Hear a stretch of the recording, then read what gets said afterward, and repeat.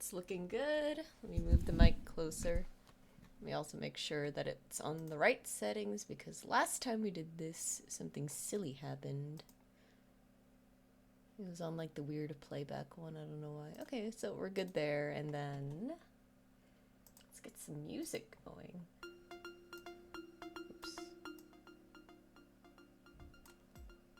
Oh, and publish this.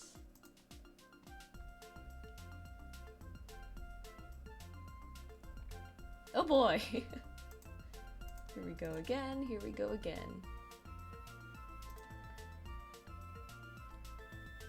Alright. Alright, let's go. So we're working on the sorcerer sticker because I finished the druid one. I don't actually know what I'm gonna put here. Let's pull up Wikidot. I want to look at the subclasses, I think. Oh shit. Wikidot. This is my favorite website, I swear to God.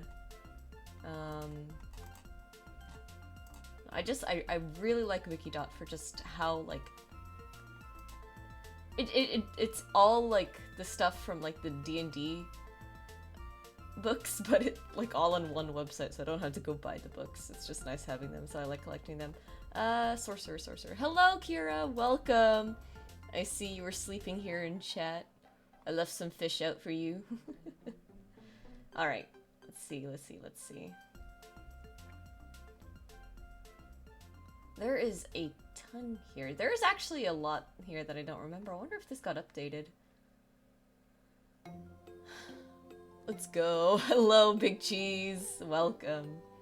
Let me make sure there's no ads to snooze real quick. You know, I'm gonna have this pulled up over here, actually. So that way I can't see what my stream looks like. Well, no, I have creator dashboard over here. It's fine. 5 viewers. Hello, everyone. Welcome. Welcome. We're doing the sorcerer sticker today. Because I thought that would be fun, and I wasn't sure how I wanted to work on the comic again, like, on stream, because we did that last time. Kept having connection issues on during stream, hoping this one is better. I'm hoping too, Shunky. I have no idea what's going on with internet. If it's on my end, I'm sorry. I think we are due for a storm tomorrow. So, ooh, my dad's probably gonna have me put up the tarp tonight. Gotta remember that. Okay, so we're doing the sorcerer sticker. And of course, as always, we've got some funny topics to talk about because I love watching YouTube commentary, and thus bringing the commentary over here. Let's see, Aberrant Mind. I think we'll do this one.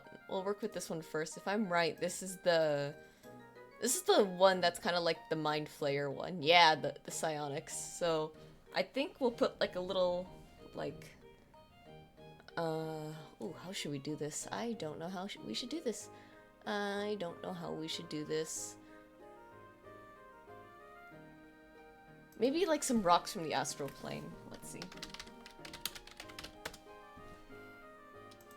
5E, please. Images. There should be like a fuck ton of these from Baldur's Gate, I think. Yeah, here we go. There's like these big crystals, so I think we'll do those. You are like a spy bringing news about the other kingdoms. That's a great way to put it. Ad is about to start. There we go. Snooze that. We just started stream. No ads right now. Let's see. You guys remember United Healthcare? Apparently they had like a huge meltdown because a surgeon posted on their thing like, hey, United Healthcare called me about like some dumb shenanigans or something. And the ridiculous thing about it was that they called her in like the middle of a surgery, and so like the patient is literally being operated on, and they're like, hey, is the overnight stay for the surgery really necessary? The patient has breast cancer, brother. I think it's fairly obvious how necessary it is. I might change the orange for the hit die if I don't like how everything comes out. But it's like, oh my god, these people are insane. Oops. So they're like threatening like legal action against her. Like, if you don't take down this video and apologize for spreading misinformation, it's like, you people are actually batshit crazy for doing this. And it's like, oh my god, what kind of madness is this?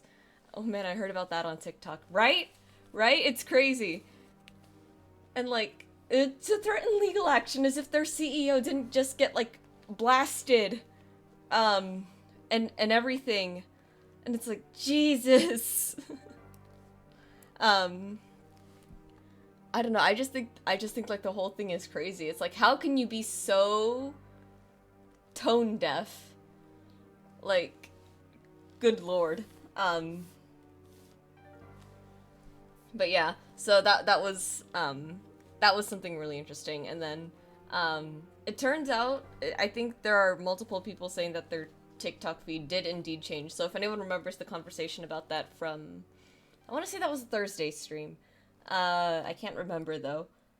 There was like a very brief mention of that, like TikTok being way less focused on, what's it called? On like Luigi now, which is so unbelievably tragic, but at the same time, the support is still going like really, really strong for him anyways, so I'm glad there's at least that. I saw from a video that like, he's got a decent chance, because first of all, it's still only alleged that he's the killer, right? Like, legally, we cannot say that he definitely did it. He definitely so did it. Like, just from a complete legal standpoint, it really is all alleged right now, but they're treating him as if he's already been convicted. And even then, if he does get proven, like, guilty, there's a whole system in our court which states that, like, well, yeah, you are guilty, but if the crime was justified, then, like, we're just gonna let you go. That's basically what it is. And I think that's hilarious because, yeah, I agree, this is justified. Also, I have orange juice here today. I was eating breakfast, like, 30 minutes ago. It was a bunch of fruit, and I got really full eating the fruit. So, this is my orange juice. But, yeah, just overall, just what an insane situation. What a time period we live in, right? But yeah, overall, I'm not gonna say that I think he's got a really, really good chance, but I will definitely, like, say that, like, I mean, it really is hard to find someone who doesn't have a negative opinion about health insurance, especially, I think, United Healthcare, given their track record. So, that's hilarious. What other tea has been going on? If anyone was here last Thursday, I did say that today was going to be a Stardew stream, but yesterday was Free Burger Day at the store. And Free Burger Day, if you don't know, is like the worst day of the year for the fast food workers at Carl's Jr. We had a whole thing for the Super Bowl. It was like the hangover burger. I tried it. It's alright. It's kind of like a breakfast burger, but like with Swiss cheese instead of American. I know, revolutionary. And a different sauce too, but that's besides the point. So we had that for the Super Bowl, because Super Bowl was on Sunday. I don't know how big the Super Bowl is outside of this country, but I know for me personally, I do not give two shits about it. Like, I'm not huge on sports culture here. That's just it. Free Burger Day, my condolences already. Actually, surprisingly enough, they told me, you are gonna work on Free Burger Day, right? You're going to go over there, you're going to serve those burgers. Because we need all hands on deck to serve those free burgers. And then I wasn't scheduled on Monday. And I was like, well, I'm dodging a bullet with that one. I don't care. But that being said, though, Johnny did have to work Free Burger Day, so he's not here today. He's upset about it, and I'm just like, that's fair. I'm not gonna wake him up. I'm sure he's tired, and as much as I'm sure he wants to play Stardew Valley, he's probably going to, like... He's probably just going to, We'll probably play like later tonight. Or if we get lucky, we'll play Thursday somehow. Germany talks little about the Super Bowl and then it just leaves the conversation immediately. Yeah, I figured. A Super Bowl, for some reason, is treated like a second New Year's here. Like, there's whole performances and everything. It's like one of the biggest events ever. But if you're like me, you don't particularly understand why it's one of the biggest events ever, because it's literally just... Football is not like... Like, football is fun and all, right? I get the hype of, like, watching sports and stuff. Because, like, who doesn't want to see their favorite team win? I'm just not into it. But, like, you know, the best part about it is that you never see this kind of fanfare for, like, the other sports in the US. You don't see it for basketball, you don't see it for baseball. I'm not even sure if people watch baseball anymore, actually. I don't. Again, I'm just not a sports person. But you don't see this kind of, like, hoot and holler about literally anything else. Which I think is kind of crazy. I will say, the only, like, talk I had about, like, the Super Bowl outside of, like, free burger day discussions and stuff was, me making the joke that Wolf Glick made during one of his streams, or instead of, like, calling it the Super Bowl, it's the Superb Owl. Which, I had a lot of fun making, like, Pokemon jokes about that. But yeah. I don't know much about it. I still don't know much. You know what? Let me look up actual quartz crystals. That might be helpful. Let's see. Large quartz crystals. Because I think I got the shape right. It's more like, it's way more about, like, am I gonna paint it right? You know? Because I don't do a lot of painting, so this is, like, weird for me. Did I miss the snooze button? I think I saw it here and I missed it. Oh well. No other sport has that. Pretty sure if Europe did this level of fanfare with soccer, Americans would be like, bro, trying too hard. Baseball is still strong, but it's still really an American-Japanese thing. OMG, Super Bowl was all over the feed on my blue sky. I'm getting, like, two different, like, things for, like, how big the Super Bowl was. Did anything funny happen over the Super Bowl? I didn't watch it for, you know, reasons previously stated. Let's see, I'm trying to, like, look at these quartz crystals. They're really pretty, it's just... This is clear quartz. Well, they're kind of cloudy on the inside, so I think I'm gonna try and, like, capture that. Kendrick Lamar performs, so people will be laughing at Drake again. Perfect! That's what we need. That's what we need. I think the most well-known was the orange twat getting booed by literally everyone. Wait, Donald Trump was at the Super Bowl? That's crazy. Come on, I hope that, I hope he really was there and he got booed the shit out of, and you know, I'm gonna change to a different brush. The watercolor is not doing it for me this time around. Like, it did for me with the crystal tiefling drawing, but this is just a little too, like, I think it needs a little something else. Over here, it's probably a little too late, but it's okay. Taylor Swift was booed as well. Oh my god. Jesus! So I guess Kendrick Lamar really stole the show then, huh? You know, for as much as I hate Trump, the idea of him performing at the Super Bowl during halftime show has to be one of the funniest things. He left early, I don't remember why. Probably because he got booed and his feelings were hurt. Let's be fair there. People are, like, so sensitive these days, and I'm not even, like, talking about, like, oh, if you weren't such a sissy liberal. No, I'm talking about everyone. Everyone cannot take any criticism these days. It's so funny. And I'm like, yeah, keep whining and bitching and moaning, like, in public. That's gonna do numbers for your public image. But yeah. Just add some, like, stuff here. So yesterday, part of me is realizing, like, I probably should have done, like, a test order before ordering 100 acrylic charms. I expect my 5-page twit longer in the mail. Aye, Captain. But no, so, yesterday I may have made a mistake, but I'm gonna hope that it works out. I ordered, so the Displacer Beast design, I'm assuming we've all seen that, for the most part, right? But anyways, the Displacer Beast design that I made, I put that into, I forget what the website's name is, but I think it's like one of the more popular ones for like custom like designs and stuff. I put that into the thing, and I'm kind of just realizing now that I should have done like a test order, because here's the way that I did it. Displacer Beasts cast like an illusion of themselves, so I had one where it was the actual Displacer Beast and the other where it was like a light blue, like sort of transparent hologram. But I did some edits to it so it's not transparent, because I thought it would be fun for the keychain to be like reverse, right? Like you had one design on the front, one design on the back. You know how it goes. But the website was really confusing. I low-key kind of think it's because it might have been translated from like a different language. Because some of the wording just didn't make sense no matter how many times I read it over, and I understand I'm not good at reading, but, like, it can't be that bad. It can be that bad. I've had, like, really bad hiccups before.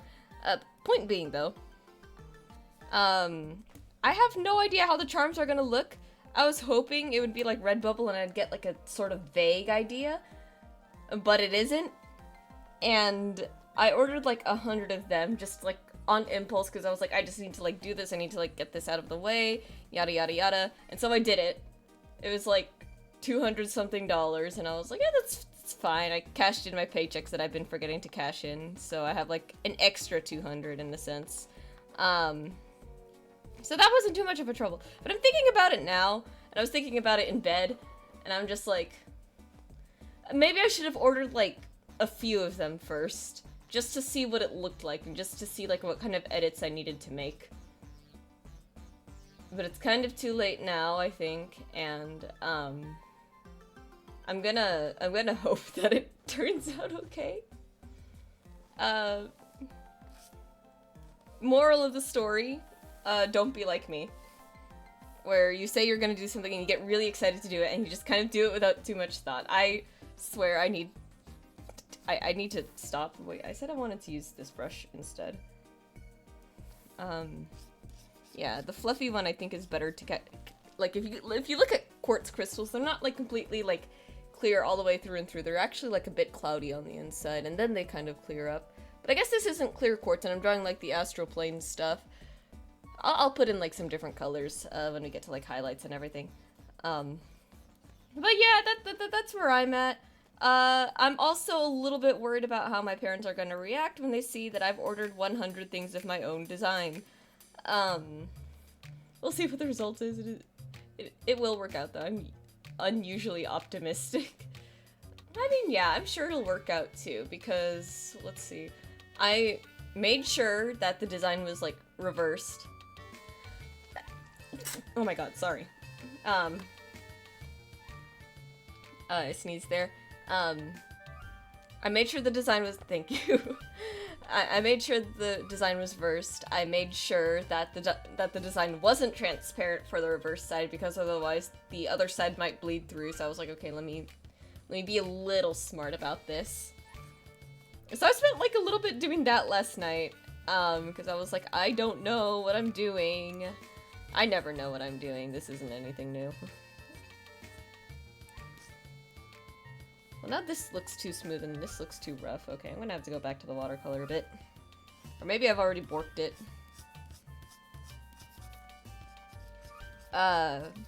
So, I'm sure it'll work out. I'm sure it'll work out. Like, I'm, like, positive that I followed their rough translation. Well, okay.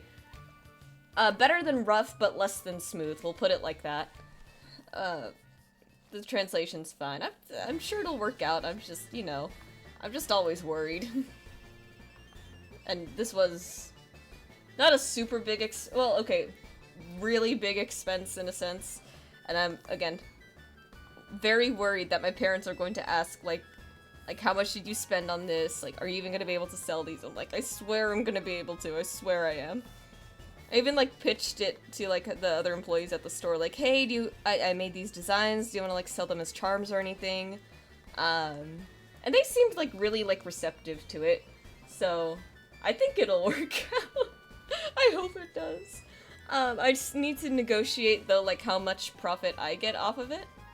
They just need to trust me. I'm sure they trust me to an extent.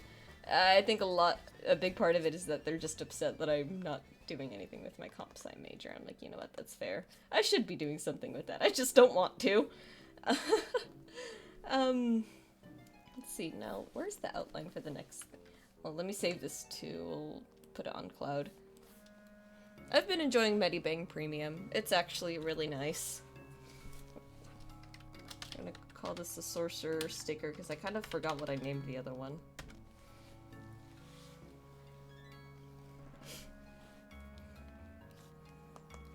I'm a little worried that this project might have been a bit too ambitious too, but it's okay.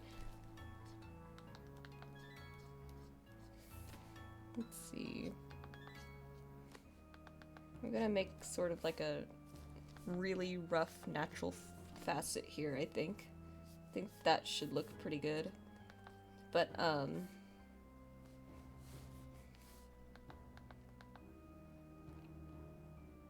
god, hang on. Trying to, like, think it through in my head. It's not making sense. Let's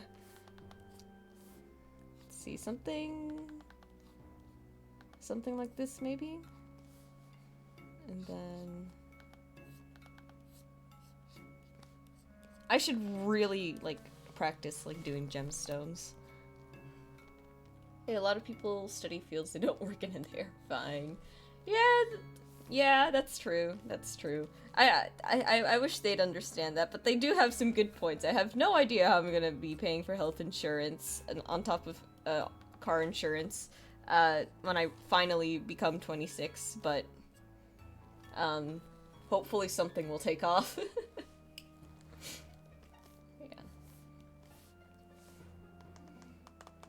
Speaking of other things, though, I do have a question for anyone in chat who has made, like, stickers before.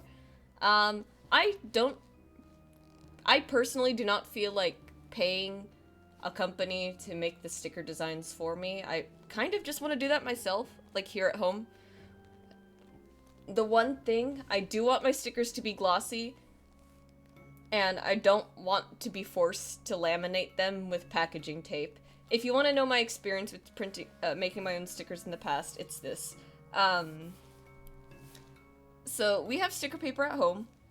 It's good sticker paper. I think it was like relatively cheap, and it's really easy to use.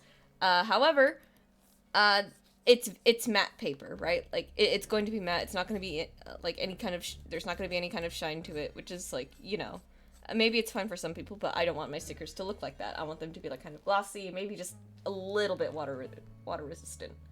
So we have tried getting glossy sticker paper, but the ink on that just kind of never dries. Like one time we tried it and the ink was still smudging off like a day later. So that was a big no-go. And then what's it called? And then we tried lamination sheets, and the thing is that when you cut the stickers out of the sheets, the lamination did not stay on the sticker, which again is very frustrating. And of course, it's really annoying to like hand cut them. I'm probably just gonna get a Cricut cutter for that, to be honest. But point being, is there like a glossy sticker paper or something that I can like buy to where I don't have to worry about like the ink just never drying off of it? Because that was my experience with glossy sticker paper, and it's just like, why did I even bother? Because like again, while I don't mind printing my own stickers, while I don't mind having to do it from a shop, it is kind of a lot to like order like printed stickers or custom printed stickers. It is kind of a lot, so I'm just like, should I, like, is it worth having the trouble of just finding out like if there's like a good paper out there, or or am I better off just getting it off of an online store or something? Just stuff like that. I should probably ask Twitter too. I'm sure I'll probably get like better answers there. Twitter and Blue Sky. Speaking of Blue Sky, we reached 500 followers on there, which is kind of crazy, and I'm just like, oh my god. The draw this in your style literally just ended. What do I do? It's most likely just gonna be an art share, because as much as I would love to do another art raffle, I'm just like, thank you for the congratulations, guys. Yeah, thank you. It's probably gonna be another art share because, again, the Draw This in Your Style literally just finished, so I'm gonna have, like, the 2 prizes to work on, and then I'm still trying to, like, dish out sticker designs and other art in the comic, and I'm just like, that's kind of a lot. Like, there's a reason why I closed my commissions. Like, I even had, like, a friend ask me. The music's just a bit loud, actually. Hang on. I like how the congratulations music started playing just now. I had a friend ask me, like, you're, like, how much would it be to commission this? I'm like, brother, I'm so sorry. My comms are actually closed right now. I have too much shenanigans to get to at the moment, which is kind of cool, because on one hand it's like, wow, I haven't had, like, commissions closed in a long time, and it's, like, kind of exciting, but on the other hand it's just like, why did I put all this work on my table? But the good news is, though, that I think we're pretty close to getting to where I want to be with all of this, so I'm gonna blur out these corners. I mostly want the edges to be, like, visible, not so much, like, the corners, so I'll just do that. There is a soft, like, eraser tool that I could use, but I'm not gonna use it. Hang on, let me swatch this. I could see, like, a little bit of, like, stuff poking out.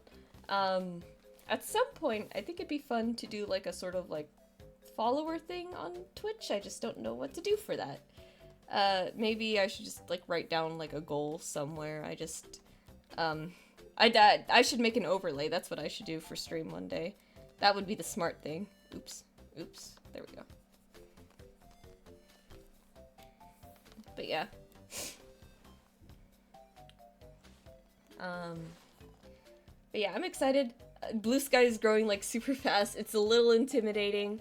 But I think the general audience size remains the same at the very least, so I'm like, okay, well, that takes a little bit of the edge off, because I'm not used to this kind of growth. I never imagined myself, like, to be where I am now, and I'm still a small creator, there's no doubt about that. Like, I'm still, like, an itty-bitty, pocket, bite-sized, you can put me in your mouth creator, but it's still just kind of, like, crazy to me, so... big thank you to that. I will be doing, like, a special, like, weekend share, I think. Or maybe what we'll do, like, another, like, stream compliment stuff.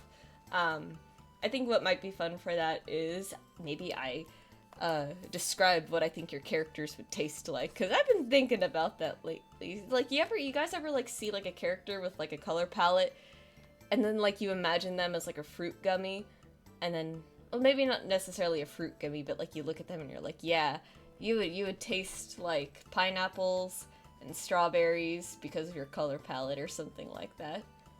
Does anyone else do that, or am I just weird? I think at this point I should just embrace, like, the cannibalism and body horror that I keep mentioning on stream and just go all in on it. I think it'd be really funny. I'm like a weird foodie, but, like, for art and, like, people. It's so strange. Can't say that I have, but the night is young. I named one of my sea ships Blue Raspberry, so no, that's so real. Yeah, I mean, body horror is a love language, that's all I'm saying. This is a little sneak peek for tomorrow's art post. I would love to have more finished art, but, I cleaned my room yesterday instead of, like, working on art that, like, I usually do for the weekends, but, this was something that I sketched up yesterday-ish, and yeah, body horror is a love language. I do quite love me some good body horror. So that's gonna be the whip that I upload tomorrow. I have no idea when I'm actually gonna get it done, but, it is there. Speaking of cleaning my room, I just remembered, okay, so I have a lot of trouble, keeping my room clean. I eat a lot of snacks sometimes, and I just be like, leaving them out on my desk. So for once, for, like, the first time in months, my room, cleaning your room is also good. It helps me think better. Yeah, it is nice. I don't know why, but I was like very defeatist about it like the other day. And I'm just like, my room's just never gonna be like that clean. There's still like a lot of clutter behind me. I just need like more shelves and more like space. I need to get rid of that chair. That's what I need to do. I have no idea if you guys can see the chair. I don't think you can because I think my body is like mostly in the way. But I need to get rid of that chair. But I think something that will help me is like, you know that you know those signs, there's like days without incident, and they have like a thing and they keep updating it, and the meme is like they reverse it back to 0. I'm gonna be doing that for my room, so this is me doing it live. Days my room has been clean. 2. I think this is gonna be a good habit. And if it fails somehow, oh well. This is me, and my whiteboards are just proof that like I can write down as many things as I want. If I'm hyperfixated on one thing, writing things down for that one thing is the only thing that's gonna work. My life is like I have exactly one aspect of my life organized at any given point in time, and it's never the important ones. It's always like something really stupid and silly. Let's see, do that there. How's that looking right now? Like I said, I might change the color of the dye. I like the orange, but something else might look better. Warlock, I think, you know, Warlock should actually be pink, and then this should actually be purple. That's what I'm gonna do. I'm gonna get through like all the shadows on this first.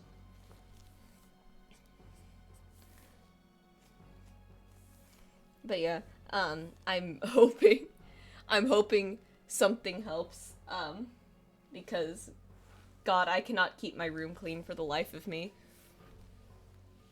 Yeah. Also really cool to see that we have like a few more active people in chat today. That's always fun. It does help to like talk with the chat as opposed to like the void, but the void is also great at listening to, so there's that. I talk to myself a lot. One of my coworkers the other week was like, were you talking to me? I'm like, no, I'm talking to myself. And he's like, oh, it's an inner monologue thing, yeah. And I'm like, yeah.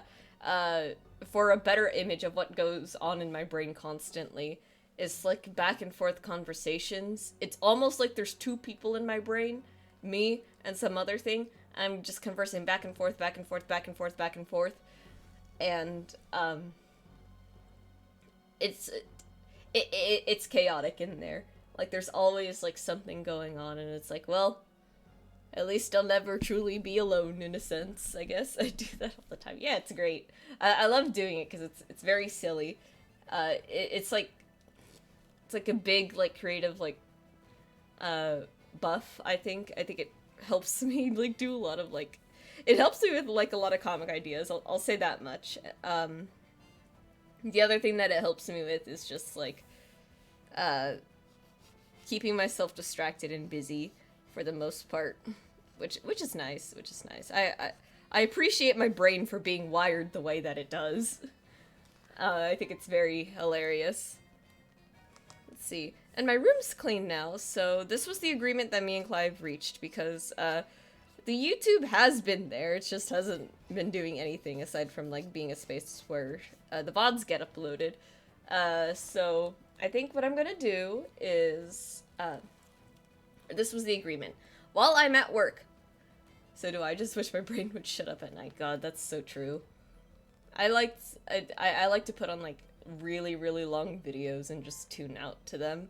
That's how I get my brain to, like, fall asleep, sort of. It's like if something else is there doing the conversation for me, I don't have to think so hard about it. I think that's what it is. Anyways, the agreement between me and Clive is this. While I'm at work, he can come to my room and he can use my computer to, like, edit the videos and stuff, because the way he put it, his laptop is, like, putting out, like low quality video stuff. Like, it just doesn't look that good. And I'm like, okay, that's fair. So he's gonna be here at my computer while I'm at work, so that's gonna be like a few times a week for a few hours, and he's gonna be editing videos so we can actually get, like, some fun, like, compilation content for people to enjoy, especially for people who can't keep up with the streams, and maybe get some new audience members. I think That is roughly the goal. On whether or not that's gonna work out, I have no idea. But you know what? Clive also said he wants his college major to be in video production, so this is just good practice for him anyways, so. Oh, I've been rendering with the wrong shade of blue, Lamau. I always forget this. I should save too. I'm always forgetting stuff.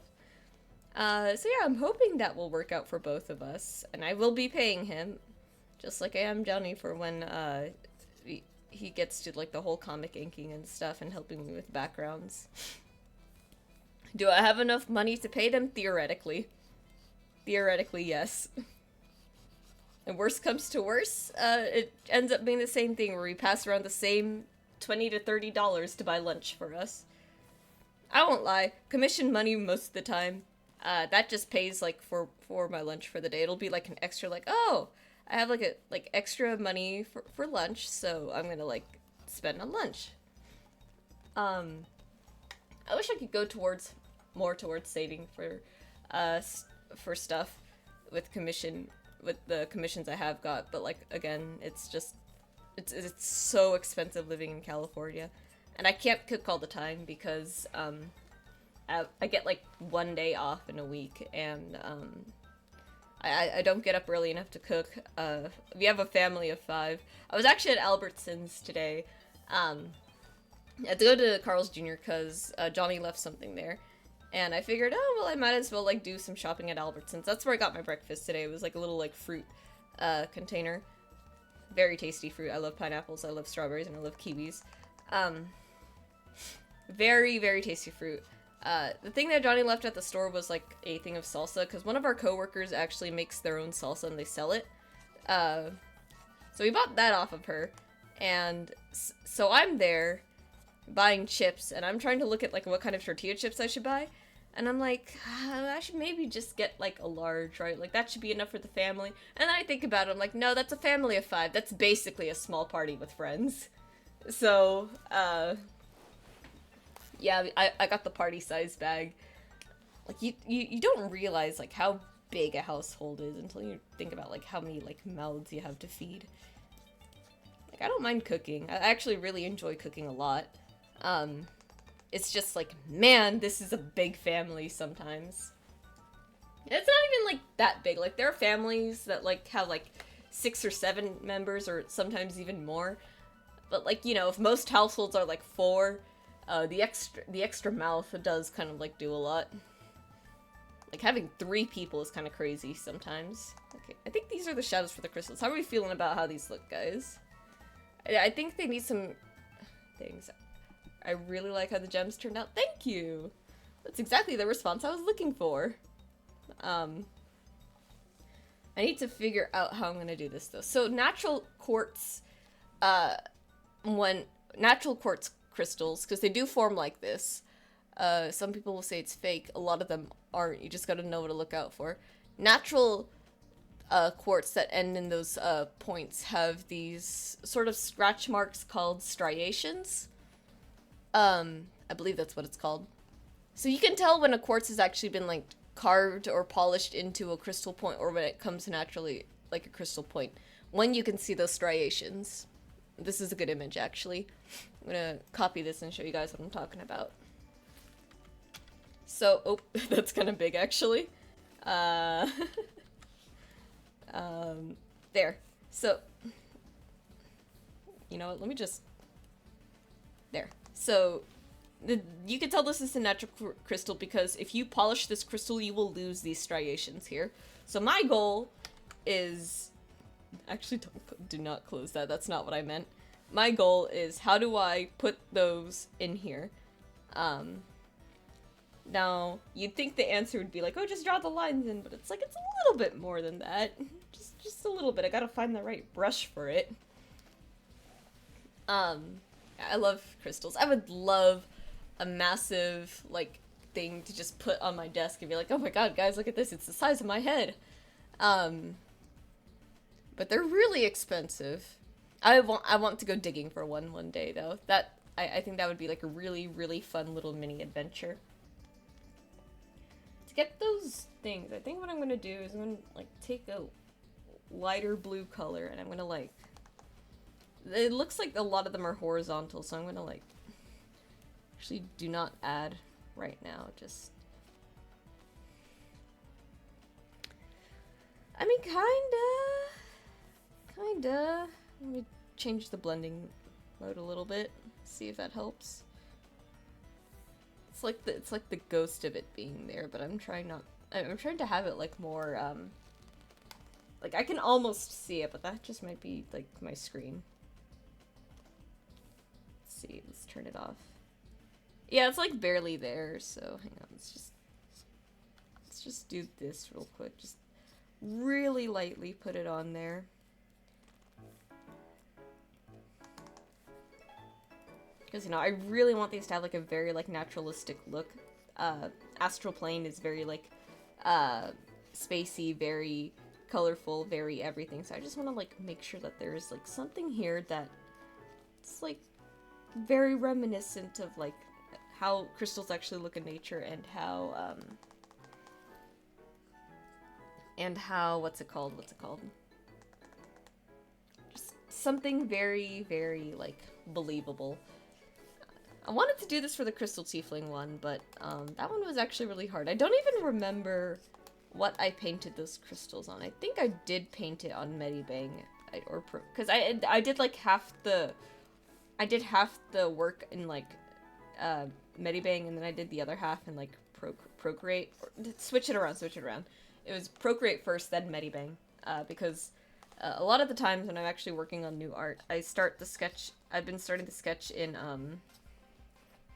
what's it called? In Procreate, just because it's like I have it right there.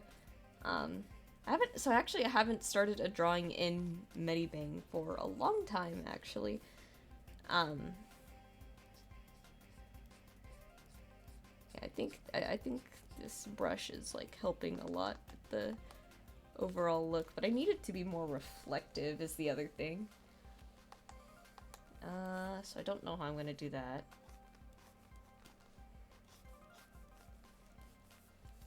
I also just don't paint in general, so like this is just confusing.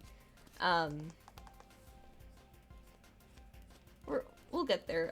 I think, again, like I said last stream, this is probably like the year where I'm gonna push myself to learn a little bit more of like, not necessarily just basics, but just more techniques and everything. I think this is the year where if everything else was improvement, this is like, okay, you're gonna go back to learning. You're gonna go back to school. Not actually, I don't think I could do school again.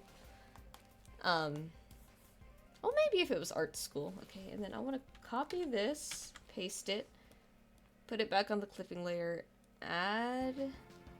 See, that looks cool, right? But it's not really, like, reflective. It's very, like... Now it just looks like scratches, so... If I just wiggle it around... No.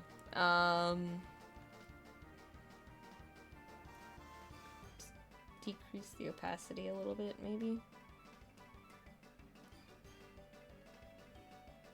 But I do want it to be like a little offset, so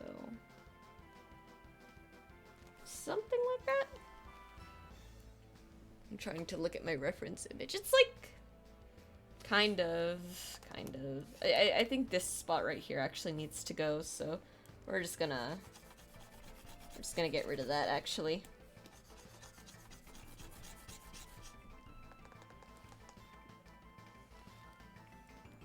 And then maybe this spot too.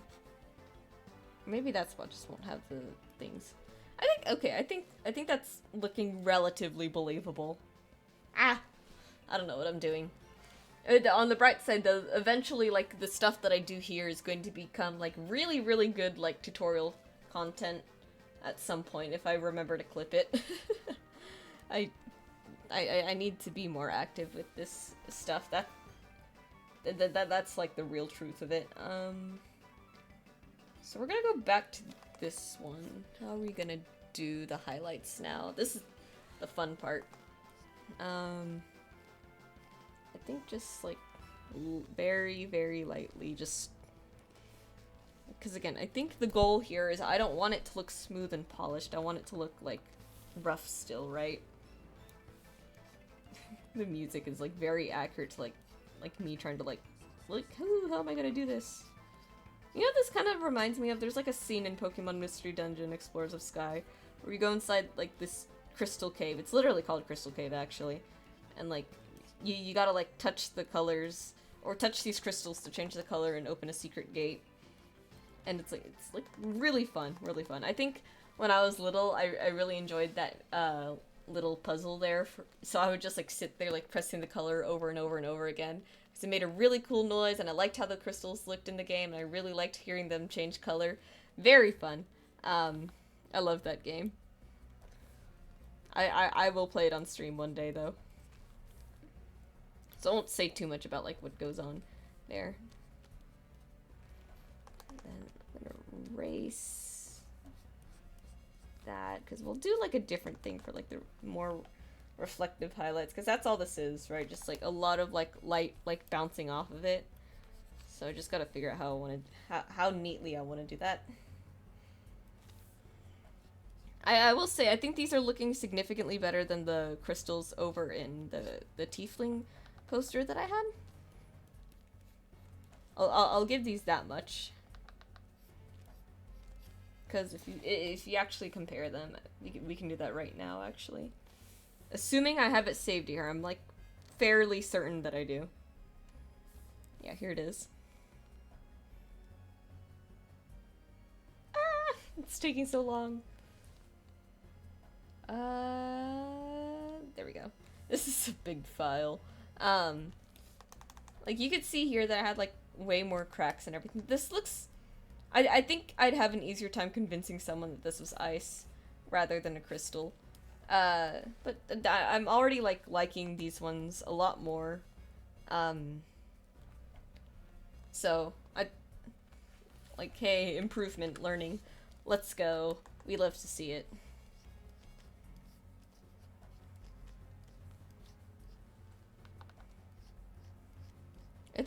I think if I do like a whole like follower subathon or something, I don't know.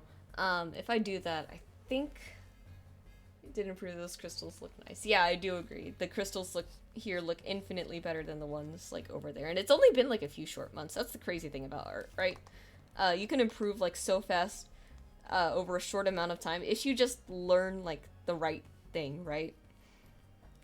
Like this is why we shouldn't gatekeep. Look at how fast you can improve just by like learning like one or two new things, right? It's like the comparison is insane, honestly. That happened to me exactly. It's such a good thing that it's such a good practice for like artists to like help each other out, because the improvement is insane. I think the idea of like gatekeeping art is so strange. I don't know why artists do it. I'm sure they all have like their own reasons. But again, I don't believe in that. I think it's kind of silly to treat other artists like competition. Like, yeah, it's a competition, but again, while we may be like small businesses and everything, we're not corporations. I don't think you should ever treat your art like a corporate, like it's a corporate thing. I think that would be really sad. Not to say that everyone does it, but I think there's just like a few artists who kind of do. And I'm just like, like, it's a little like inhuman to do that. Once again, if you want to support human artists, I agree, support human artists. Just like, if you expect me to support you, don't act like a bot. I think that's a very like clear and concise way of putting it. That's just my kind of attitude towards a couple of things right now. Anyways, these would look better with more color, because I'm gonna pull up the astral plane thing again. I'm gonna show you guys the image that I'm looking at here. Copy. Oops. Yeah, just hang on. This right here is what I'm trying to draw. Now, I recognize that it's not exactly the same points and everything, but the color is, like, kind of there. Maybe it should have been lighter. Maybe I should have looked at this more. It's okay. We're gonna draw, like, this sort of, like, we're gonna paint, like, this sort of, like, galaxy reflection into it, so it's gonna look it's gonna make more sense, hopefully, and I'm gonna delete this, because I have it pulled up on the side here. When I don't show my really old art, When I don't show my really old art, it's because I get embarrassed quickly. No, that's fair, that's fair. One day I think we should have a stream where we look at my old art. It's just, there's probably some that I'm gonna have to, like, hide because... not necessarily because they're cringe and I'm embarrassed of it, but because some of it is NSFW, and I think I should hide that. So that's all that is. Put those back on. So we're gonna add some of that sort of galaxy swirls in there, and I kind of remember how to do this. I kind of did it once. So let's see, I think... Obviously we're gonna use this one again, so... It would be smart to have picked the color off the screen while it was still here, but I'm what the gamers call not very smart, so...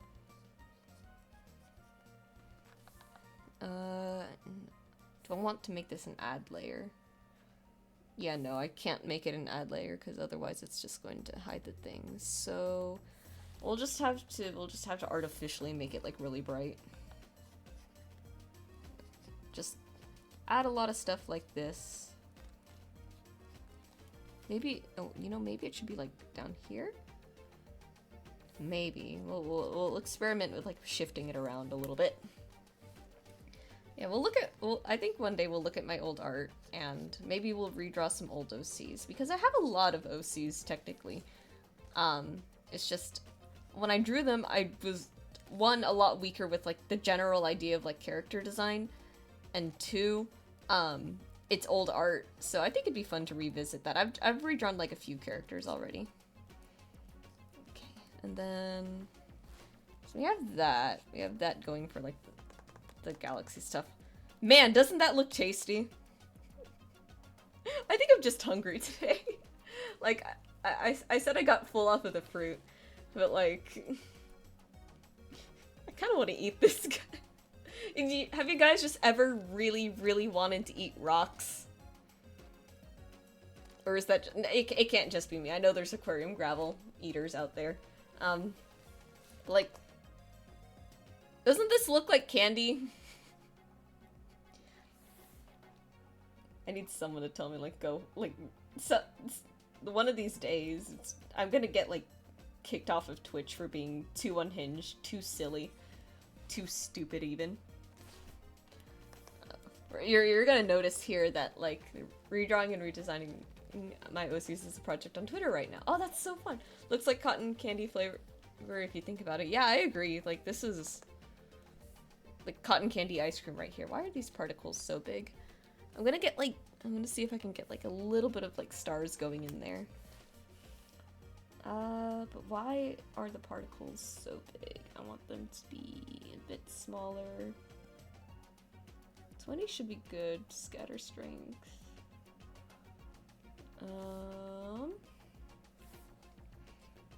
Yeah, this is a lot better right now. I'm gonna make it look like a sky a little bit, so make it real spacey, you know? Now, is this what actual crystals look like? No, but we're allowed to diverge a little bit from the realism here for the sake that this is supposed to be some other things. Oh, you know what'd be fun? Oh, I know exactly what'd be fun. Has anyone ever played like Destiny 2 in here before? I used to play that kind of a lot, but I never got like super serious about it because I just didn't know what I was doing. Don't want to add. It's better without it, actually. And like decrease it a little. I can't wait for when I print this and it's just going to like it's just never gonna like show up on the ink. Okay, fair enough. Yeah, D2 is just like a first-person shooter MMO. Really like cool graphics and everything. Looks a lot like the Astral Plane in some aspects, but I think sometimes you get like these little like wispies coming off of like some of the items that come from, man, I forget what it's called. I really can't remember what it's called. Point being, I think it'd be fun to draw like some wispy particle effects. Maybe. I don't know. Because again, this is a sticker, and I do kind of have to, like, consider that. And then... if we make that look like stars, we're gonna take a sparkle brush, actually, and we're gonna go really, really small with it. You're gonna notice that the layer count is gonna grow, like, obscenely. Because kind of like each effect is gonna be on its own thing. Just because it's gonna help a lot. Just really, really small, like, star effects. And just very, very, like, loosely placed throughout the whole thing. Just to, one, make it look more sparkly, and two, make it look more like a sky. Because, again, when you look here, it's very, like, spacey, so I'll really want to, like, capture that space. I'm gonna throw in some orange in there, too. This needs a little bit more warmth than just the pink. It's way too cool right now, I think. I don't know much about color theory, but I know that a good balance between warm and cool is generally a good idea. The tiefling print with the crystals, that one was actually kind of tough. More layers than I have acquaintances. So true. But anyways, the thing, I don't know a lot about color theory, but I do know that, like, it's generally a good idea to have, like, a good blend of everything, like, in there. Like, you want warm and cool in a character design, for example. Sometimes you can get away with just going all in on, like, one direction, but, you know, it helps a lot. Alright, that's looking good. I'm sure that's gonna show up when I print this. Crying, sobbing emoji. But anyways, the whole thing with the Crystal Tiefling one was really hard because, again, it's a very, very, like, cold thing, right? So it's like, how am I gonna incorporate, how am I actually gonna incorporate, like, the warmth that I want in there, right? The way I did that was to use purple, because purple has a little bit of red in it. So, going, like, for, like, a really, or, like, pink and magenta is, like, really helped a lot with that one. To, like, get a little bit better of a balance. I think it still looks, like, very cool, but at least it helps a lot. So, that was a whole thing. Again, I don't know a lot about color theory, but something in my, somehow I can make it make sense in my head. It looks amazing, actually. Thank you so much. I have no idea what I'm doing. You'll find that this is actually a very common trend for my streams. But yeah, next up we're gonna add orange in here. Or actually, make it closer to red, make it a little bit more peachy. That's gonna help a lot. And I'm not gonna add as much of it as the pink, I'm just gonna blend it with the pink.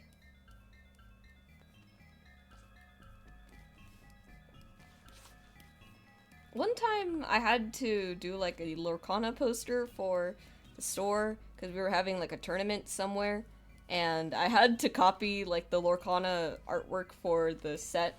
I believe it was Shimmering Skies, and I was just looking at all the art, and I was like, how the fuck am I going to paint that? And a lot of, like, painting things that you see off of reference just comes from, like, do you have a brush that just vaguely resembles that? Because if you do, you can get away with just, like, combining a lot of them together. Again, one of my favorite art tips will always be, like, get to know your brushes. Your brushes are more versatile than you think. And here we realistically only used 3. It was, like, watercolor, the fluffy watercolor here, the scratchy brush that I have, and then just, like, a spatter and everything. But, like, spatter and sparkles don't really count. Those are just, like, effect brushes. I think when you actually, like, want to paint something, getting to know the kinds of brushes that you have is so unbelievably helpful. But yeah. And I think the last thing is, it's just gonna be, like, quick rims, I think. Just very, very quick highlights that I'm going to do in... I want to try with the watercolor real quick, see if I can get it to look not necessarily super glossy, but, like, just, you know, shiny. More shiny than it is right now, you know? Just, like, add some of these, you know? I have no idea what these are. This is what I get for trying to do like art tutorials and tips, but as a self-taught artist, I have no idea what you call these things, but I just know that they need to be there. Kind of. Like, really concentrating it in, like, the spots that I think are, like, the brightest. And then I'm just gonna blur it so it's not too visible, and we'll actually decrease it just a little bit. I just want, like, the ghost of, like, a shine there. Just something very subtle, something to give it, like, if you don't look closely, you won't see it. Or you'll see it, but, like, if you also don't look closely, you'll still get the impression of it.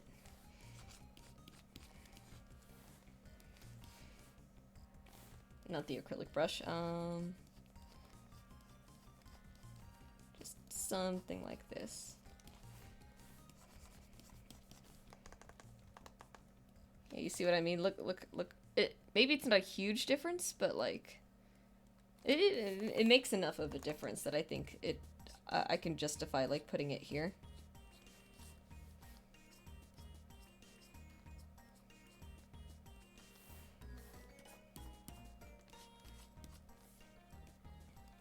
There we go.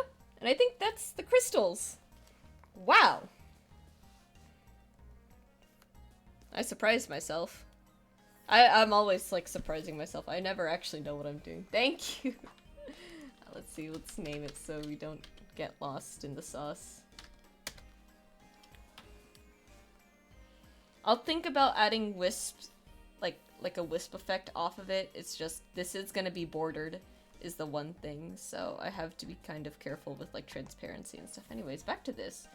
Sorcerers, sorcerers always felt like a very, like, warm colored class to me, so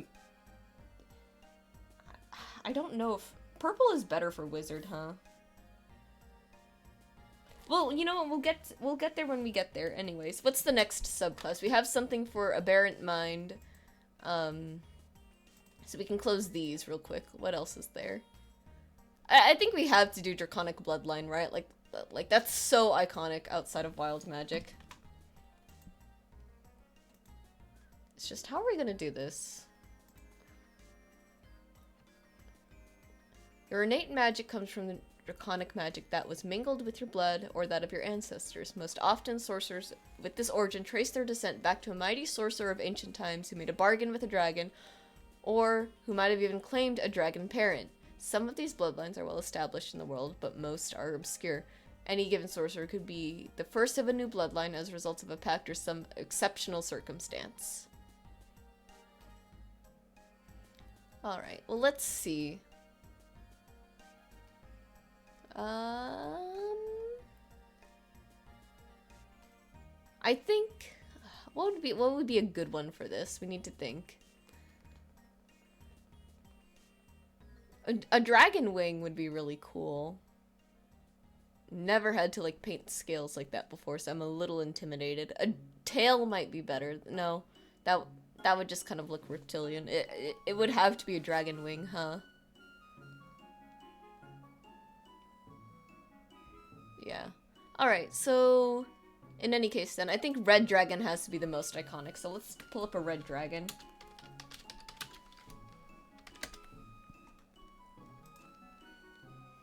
You guys know that there's like a really, really chubby dragon in 5e.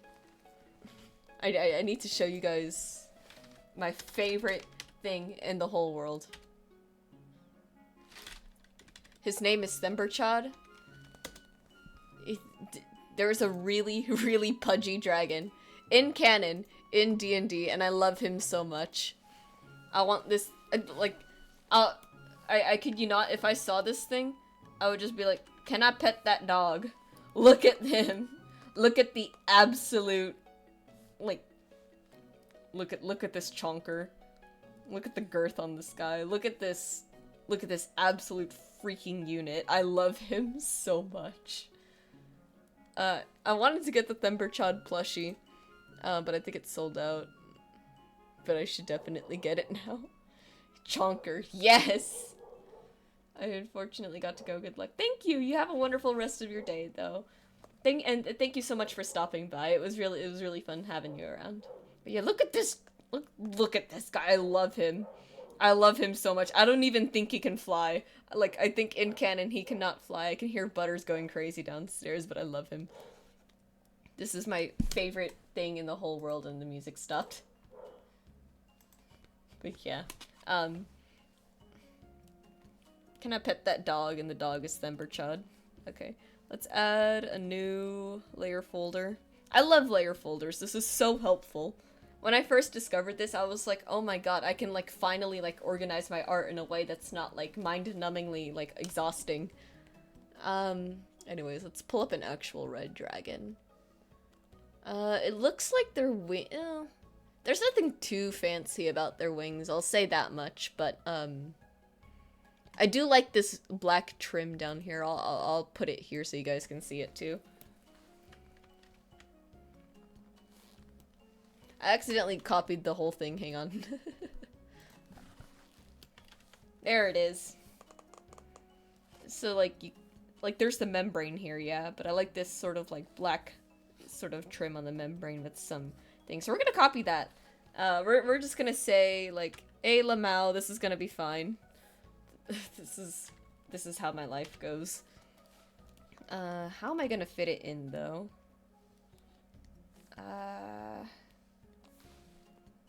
First of all, let's get a color of red.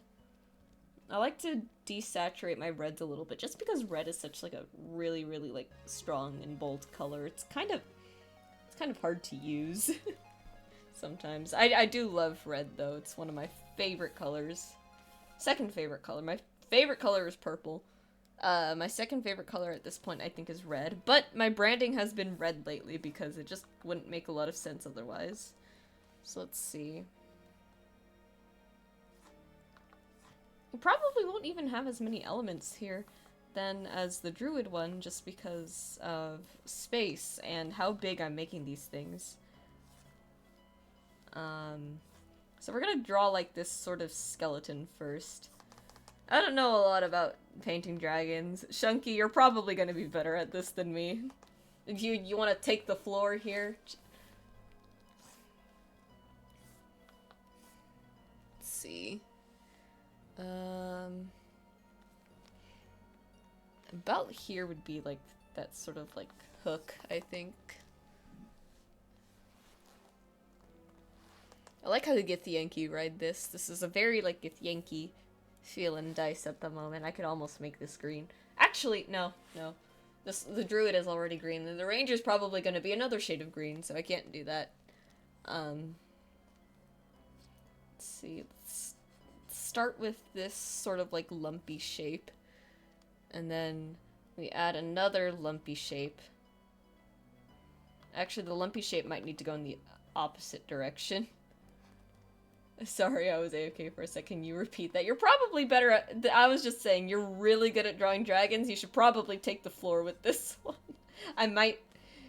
No pressure. Absolutely no pressure when I say this. But if I have to rely on you a little bit on this one, I might. I might be asking, like, chat, I'm lost.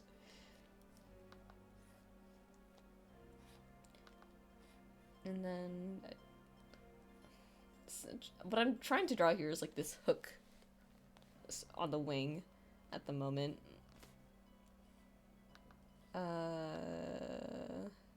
We'll do that and then fill that in. We're gonna put like an actual claw here, so I'm not too concerned about filling that in at the moment. We'll probably put it on the layer below so I don't have to worry about like stuff. Oh boy, that's... No, that's looking a little too funky. I'll only do dragon bust. I'd rather do dragon wings than feathered. Oh, I agree I agree. There's a certain kind of like comfort in drawing like scales where it's like, okay, well it's just like a repeating pattern over and over and over again. And there's not like there is texture there, but it's way less than like feathered wings. I've never... Have I done feathers before? I don't know. I just know that my style of rendering is usually like very simplified. So I usually don't think about it too much, but this time I am going for like some vague realism here, so it kind of does matter this time. I used to draw dragons in middle school. There was a book series that I really liked, Wings of Fire. I loved the creature design in there, and I really like it. Like everything was so fun. I really liked the sea wings in there, so I drew those ones a lot. Yeah, if you want to do dragon, look up bat wings as a reference. Yeah, that would have been smart. I just pulled up the dragon from Dungeons and Dragons. Speaking of dragons, actually, I have an idea for a D&D one-shot because I'm apparently chock full of these. I like, you know how bird watching is a thing? I thought it'd be really, really fun to, like, take a, like, sort of, like, fantasy spin on that, like, oh, some people enjoy bird watching, for the more adventurous souls out there, there is an activity known as worm watching, where you literally just watch a bunch of dragons. I thought it'd be fun to, like, have the players, like, maybe they're, like, out doing that, and then, suddenly there's, like, illegal poaching activity, and you guys have to, like, stop them or something, I don't know. I say you guys, but I do mean just, like, the players. This is for the store. I still have yet to write it. Okay, I think this should be good. There's, like, some articulated joints there. And then these actually don't end as smoothly as I thought they would, so I'm just gonna... We're just going to erase some bits and not think too hard. I do like that I can just start with, like, a solid color and just paint over it. It is, like, kind of helpful. I do very much prefer drawing over painting, though. Like, this is not necessarily daunting, but I'm very, like, out of my element right now, and I have no idea what I'm doing.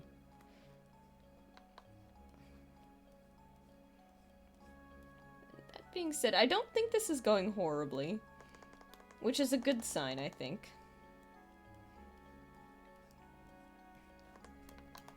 I am proud of the druid design, though. I had to do it first. I love playing druid. Sounds like a neat idea. I think it's a neat idea.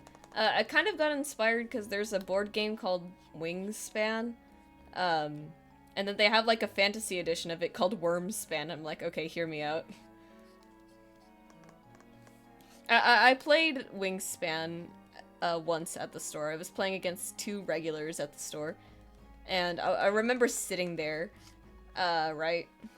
And I'm looking at everything, and I'm like, I had like the perfect setup to just spam one action over and over and over again to earn points.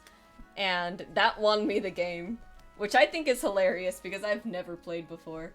And there is an expansion of the game where you can't do that thing anymore, and I'm just like, fair enough, because that was kind of busted. Gonna extend these sort of, like, jaggies a little bit, just to make them all the more prominent in the whole thing.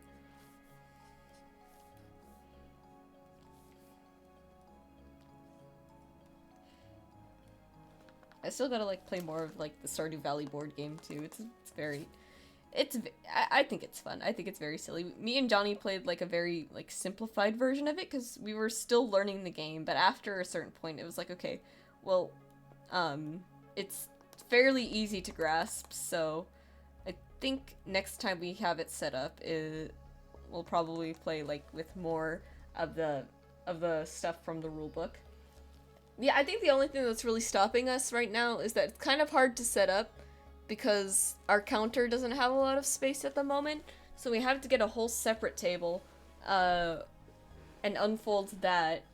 And that's a whole thing. And even then, that table's not really, like, big enough to put the whole game board on. So it's like, man, this is a big ouchie. Alright. Should be good. And then we'll put the membrane down first. We'll go for, like, a sort of red-orange, but, like, make it a bit lighter. I think that should be good. like saying things and I don't even know what I'm saying. It just makes sense in my head, that's all. That's really all this is at this point. My art is just like, well, I think it made it made sense at the time to do this, actually. Make it a little bit lighter. Because we're gonna be darkening it, you know, with like rendering and stuff later, so I think having it be a little bit lighter is probably gonna work out better in our favor.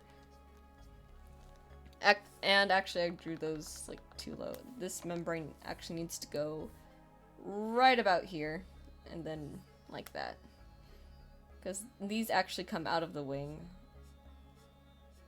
I don't know how I'm describing this. This is confusing! Yeah. I'm hopeful that that the art market is going to like accept my stuff, because if not, it's gonna be like really awkward and I'm gonna have like all this stuff lying around that I'm just gonna be like, I don't know what to do. Let's just finish shaping this off.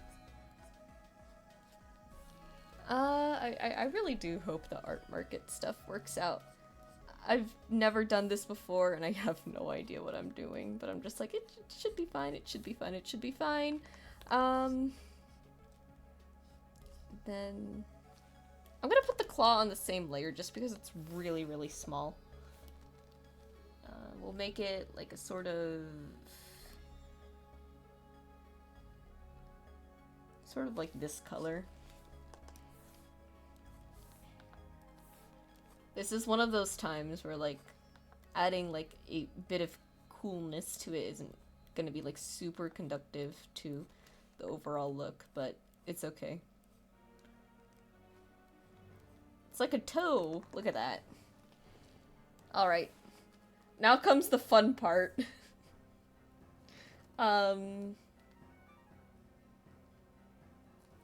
Do I want to put the scales down first, or do I want to render first? I imagine scales first, right? Do I have like a thing for that? I should make use of the new expanded brush stuff that I have, but am I going to? Probably not. Ooh. There's gotta be something here that I can use, because I don't feel like doing all of this by hand. Well, first, let's choose a color. It's probably gonna be something like this. Something really dark, actually, so that way when we do shadows, it's still gonna come up. Define fun. Fun for me is let me bash my head on my drawing tablet for a few hours while I think about the most roundabout way to accomplish the stupid thing that I'm trying to do. Let's see. Let's look in here. Maybe they might have like material for scales.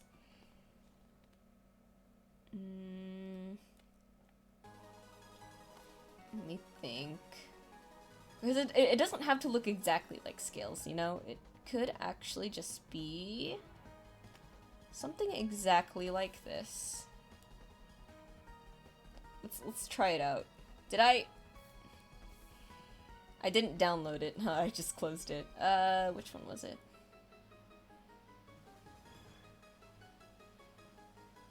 Guys, I lost it. Oh god. Oh Jesus. Oh no. Why am I always like this? I haven't downloaded a new brush in so long that I just got, like, confused, I think. I know it was a crayon texture. There it is. We're gonna go with this one.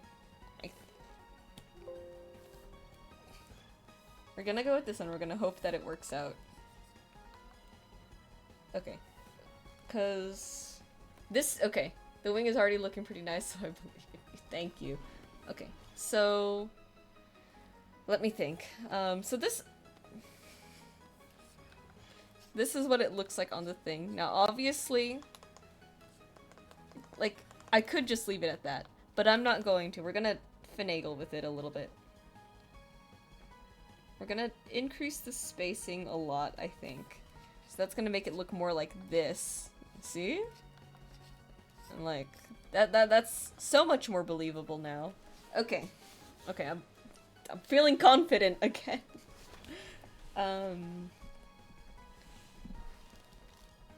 Everything else, though, should stay. I don't think it should be rotating at random. But I think it should absolutely rotate along. So now it's just gonna come down to, can I lay this on in a manner that makes sense?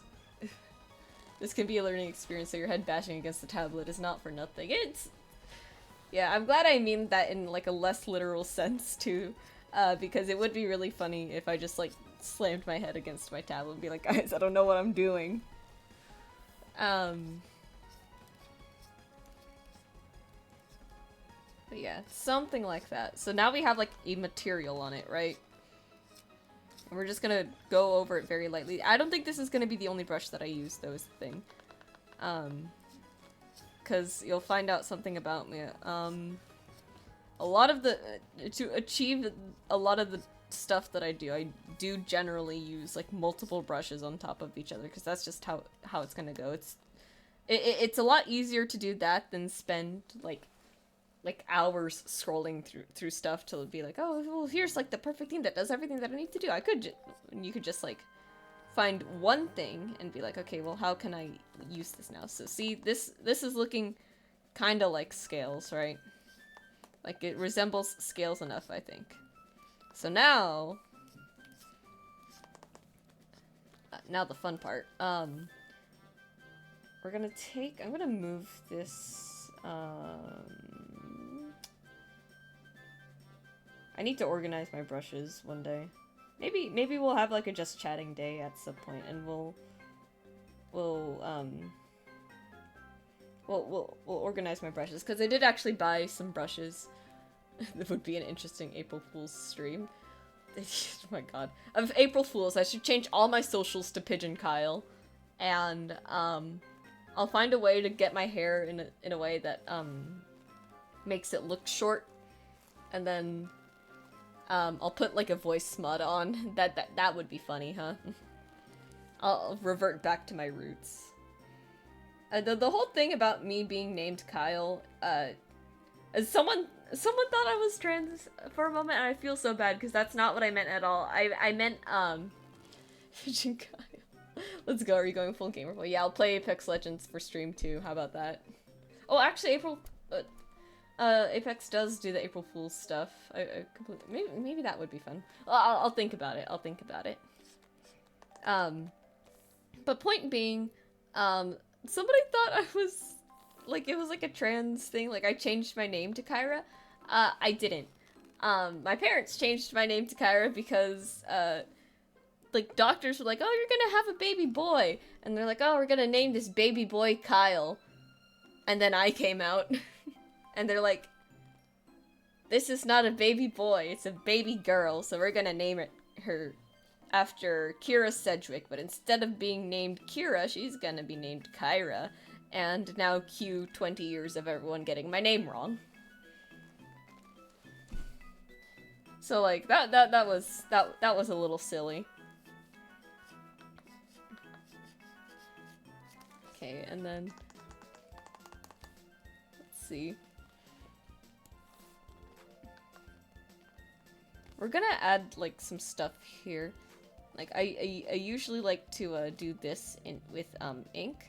But considering we're not inking right now, I think it's only fair we do this with the acrylic brush. And I'm using acrylic not to get, like, because I don't want it to look too smooth. But I want it to look rough at the same time. So I think, even though I usually like acrylic a lot for more, like, fur things, this is just gonna get, like, that really, like, painted strokes effect that I really like. We'll do the rendering later. This is all just like detail work, actually. We're just going to, what we're doing is we're using this to just like really sell, like, hey, this is like, these are scales up here. we're using this to supplement what we've already put down. That's how I put it, and I put everything on the wrong layer. Oh, on the same layer. And this is this is why we're supposed to, like, do everything. Okay, it's okay. It's okay. Watch. We didn't realistically do that much. We're just gonna clear the whole thing, start over, and we'll just pass through.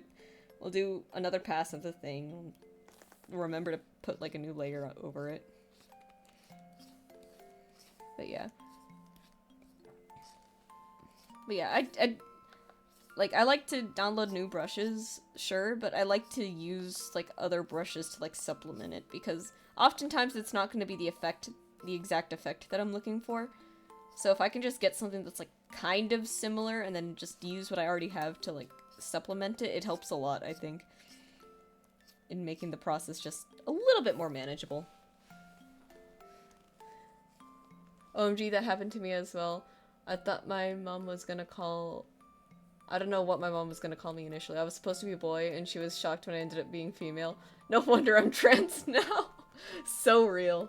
Fun fact, if I turned out a cis girl, my name would be Cornelia, which is a nice name in my opinion, but with an unnice abbreviation, Corn. Yeah.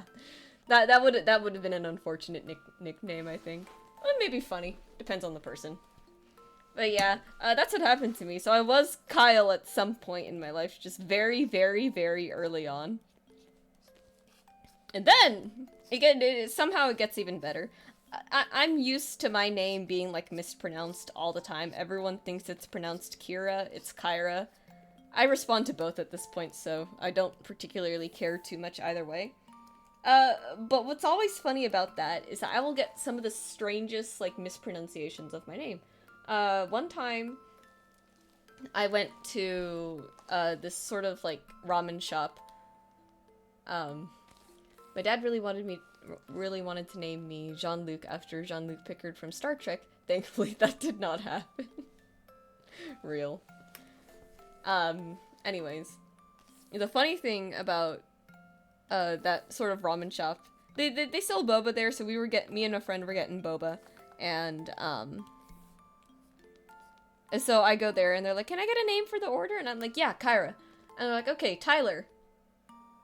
And I think I was just, like, so shocked at, like, I was so shocked at, like, hearing Tyler is over Kyra for, like, the first time, because I've never done this before now. Granted, they did have, this was kind of, like, back in COVID times, so they did have, like, the plastic screen there. And it is kind of hard to talk through that. But I was just, like, I walked away, just, like, and I asked my friend, like, did she say Tyler? And I'm like, and he's like, yeah. My friend's name, his name is Edmund.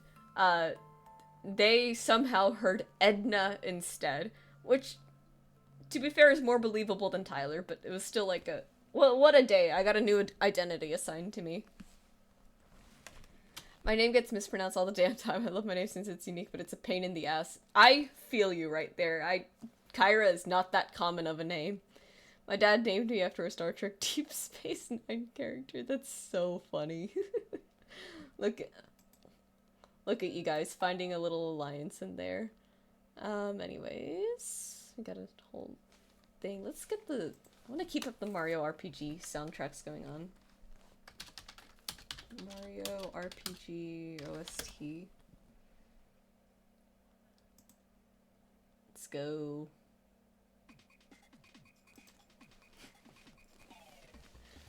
But yeah, I'm named after an actress. Her name is Kira Sedgwick. But again, they decided to go with a different pronunciation, which is fine again.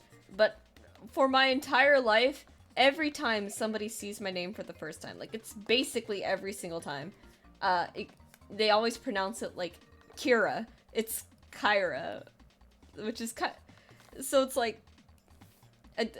I'm so used to having what is basically a second name for me.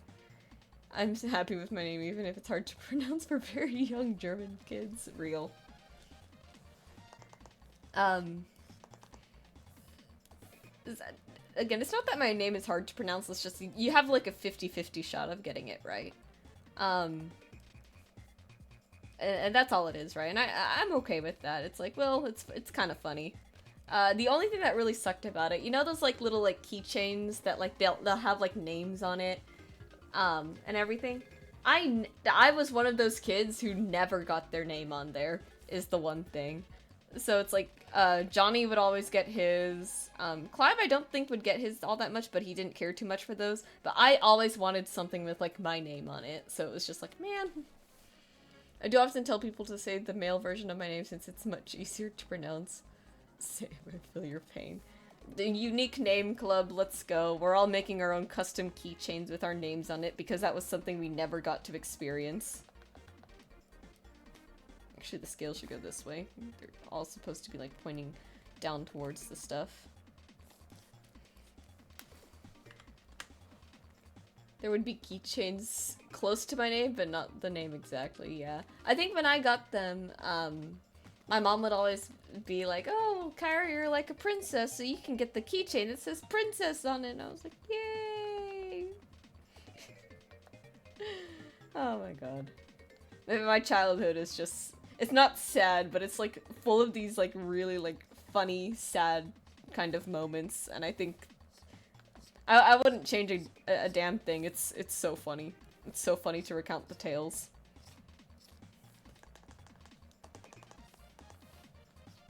Actually gonna add like a whole thing here. Something like this. Me, two of my sisters, and my brother never found our names on keychains.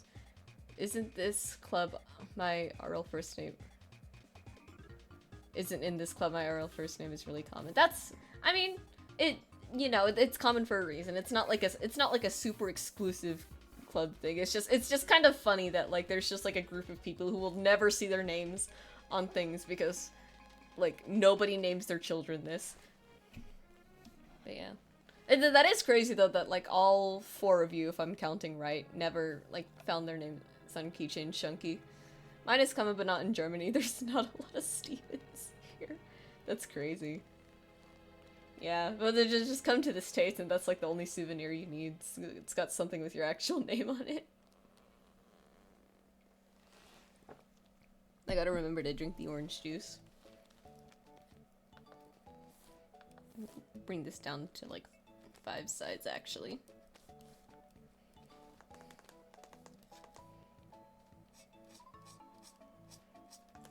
I think this is looking decent so far. It's not super, like, convincing, but I think it's, like, good enough. Maybe if I used a different kind of pen.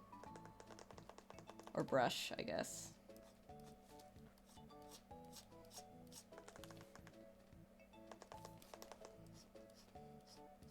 Like I said, it's not always about having, like, the exact pen that you need. It's about, like, well, how well can you, like, use your pens together?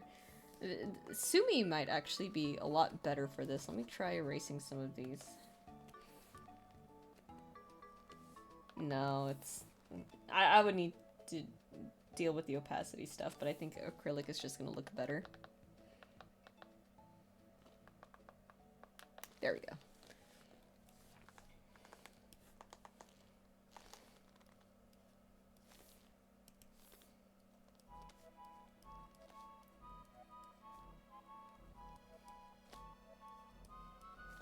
I do think about it sometimes, like if I ever needed to like change my name for any reason, change my whole identity, go under the radar and everything. I think Kyle and Tyler would be like phenomenal choices. I think I could, I think I could look like a Kyle. Like, you know how like people like really look like their names sometimes? I don't know for sure whether I would say I look like a Kyra or not. I don't know what Kyras look like because there's not a lot of us. But I think I could pull off being a Tyler. I think I got that like sort of like vibe to me.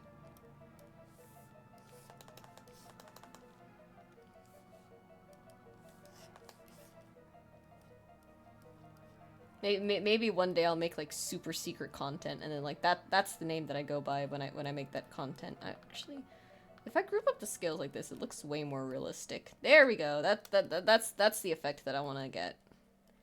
I do that, and I just don't do it for every single spot. And we'll just do it for, like, very, like, concentrated areas. That's what I need to do.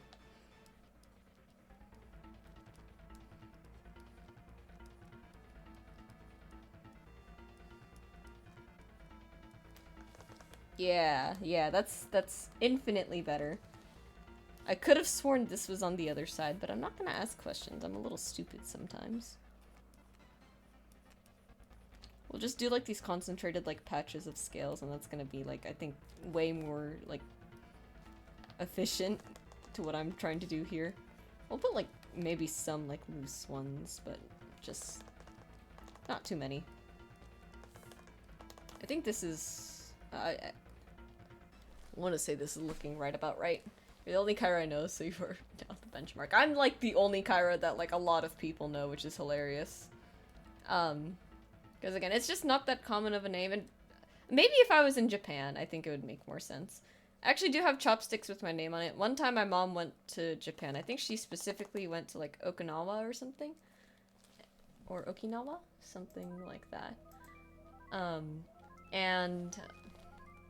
She got both me and Johnny chopsticks with our names on it, and written in like the, not Romanji, but the kanji? I think it is called kanji. I can never remember. And she did actually get us that, which was really cool, and it was like, wow! It's like, that's where I need to be if I want, like, more, if I want to be surrounded by people with, no, I think it'd still be, like, more Kiras than anything.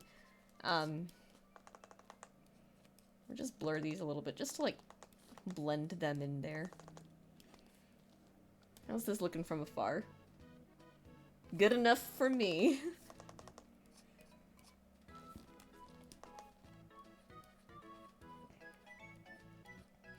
We'll just do this. Kinda sucks that I have to go, like, back over these, but it's okay. I was probably gonna have to anyways. This was probably gonna be one of those things where, like, I come back to it later at night and I'm like, man, this is not, this is not it. I'm gonna have to redo this, so I'm glad I'm redoing it now rather than later. But yeah.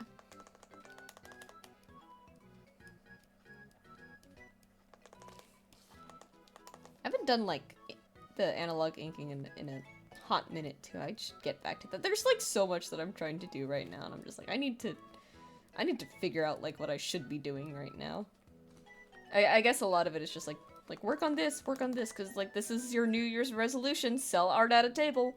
And if I get it, it's only February, but my brain's just like, you don't want to spend the whole year making art and then, like, never doing the thing that you said you were going to do at the beginning of the year. And I'm like, you're right, brain, you're so right about that. You're always right. And it's like, actually, no, it's always wrong. Again, this is just like, this is exactly how my brain works. It's just constant conversations with myself, to fill in, like, the everything else. Because sometimes music isn't enough. Sometimes the video essays aren't enough. Sometimes you do have to sit there and talk to yourself like a madman in order to get something done. But yeah, I do like how these are coming out so far. Clive would always, like, tell me, like, no, Kyra, it'd be great if you had a schizophrenic meltdown on stream. The people will love that. I'm like, Clive, it's not my goal. But it is just gonna be that way because of who I am. I don't have schizophrenia, but that's how Clive describes it. I still don't know what I have. I still remain completely and entirely undiagnosed. All I know is that there's no way that that whatever I'm doing right now is normal, because if this is normal, this has to be, like, one of... that would make everyone else weird, which in turn makes me the weird one if I was normal. I like being not normal. I think it's very, very funny, actually.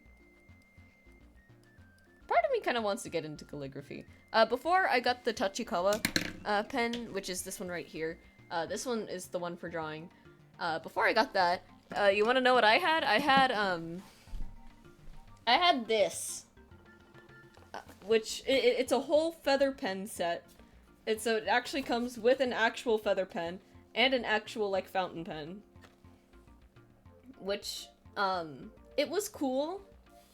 And, let's see, why do I have this again? I have this because I saw this at a Barnes & Noble, when we went kayaking, and I was like, that would be so fun and cool to have, but I know I'm never gonna use it because I don't usually write things down, and I'm, in general, not like super into calligraphy and I have no idea how to use it, and I had like all these reasons to not buy it. I think I was already getting something else too. And then my cousin ended up buying it for me. I was like, ah, shit, now I gotta use it. I didn't use it that much. But yeah, if I open it up, it's got like a really neat... Oh my god, what did I do to the label? It says sienna on this, so it's like kind of a brown ink, which I think was really neat. Oh my god. I didn't break it, I swear. Like an actual feather pen. I have no idea how to use it. There's now a tiny piece of feather floating in my room.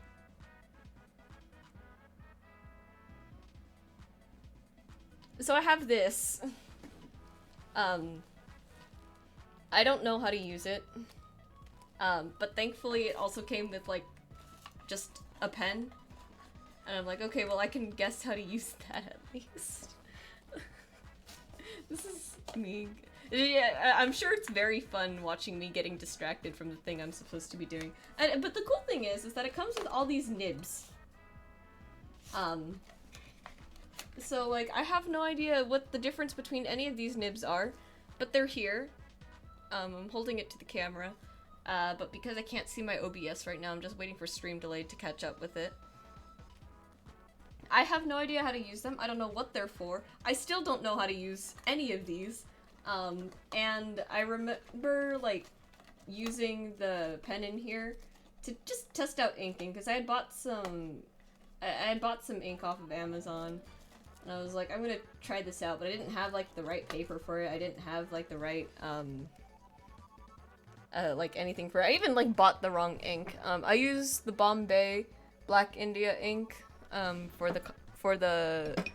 actual inking, but the one that I bought originally was Black Star, which again is waterproof, but I actually like the other one more. So DIY decorating while trying, basically. And so this was the pen that the writing set came with, and it's covered in like dry ink right now, but I'll fix that later. How do I describe it? This pen, it's so different from the Tachikawa because I feel like it just doesn't flex that much. Like, this one, I can get like really, really nice like variety and like line depth and everything, which you know is what I love. I love dynamic line depth to death. But this one wasn't, and I remember joking around to Johnny later that day. Like, this is like the writer equivalent of somebody using an artist's charcoal pencils to like write something down, because that is like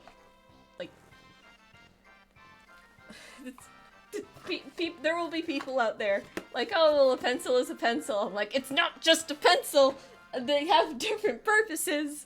Like, charcoal, not great for writing things down, great for sketching and, you know, actual like charcoal work, but do not use the charcoal pencils to write. They're super soft. You might break them.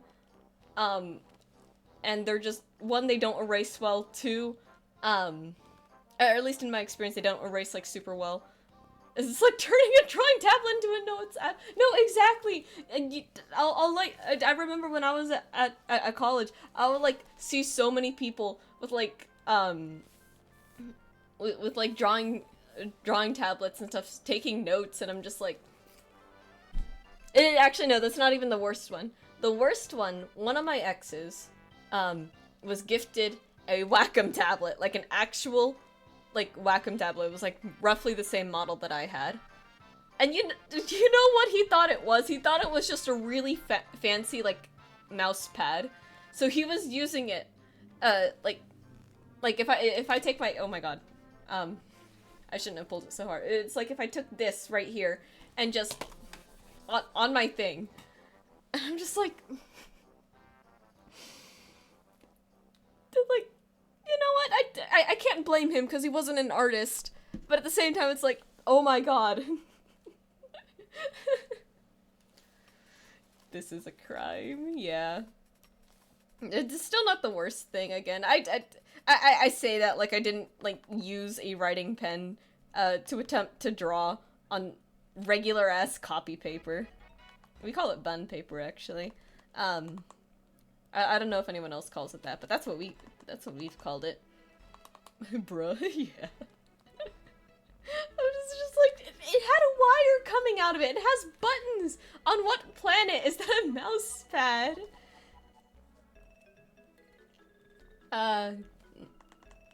If you're to my ex, if you're somehow watching this, sorry for ratting you out like that. I don't think he's watching this. I guess to be fair, there are like some plastic mouse pads. I've seen them before, but it's just like I don't understand how you could want that. Like is it vinyl? I have no idea if it's vinyl. I have no idea what this material is, but this is so much smoother. How could you want to like run your mouse over something that's like plastic? Like that's one, I feel like that'd be grating. Two, I feel like the thing would just be like moving around a lot. Like it wouldn't feel right. It wouldn't feel right. Maybe that's that might just be me, but I just don't think it would feel right like at all. I think I need to make the scales bigger.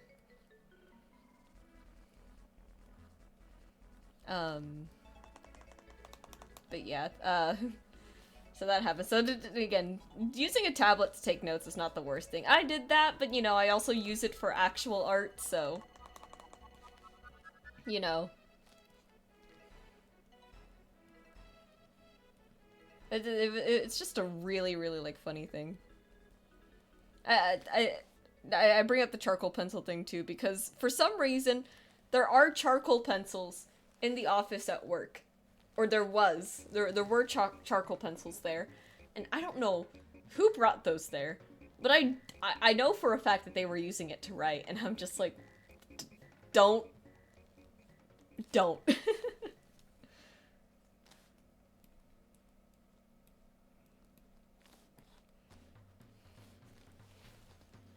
But yeah, very, very silly things. Again, I don't expect people to know this, but it's just like, come on, like, if you've seen a charcoal pencil before, you know it's not, it's not normal. You know it's not like, you know it's different. Some of these patches don't look the way that I need them to. I'm gonna erase this one and redo it. I think a lot of them just need to be bigger. I accidentally, like, made them too small.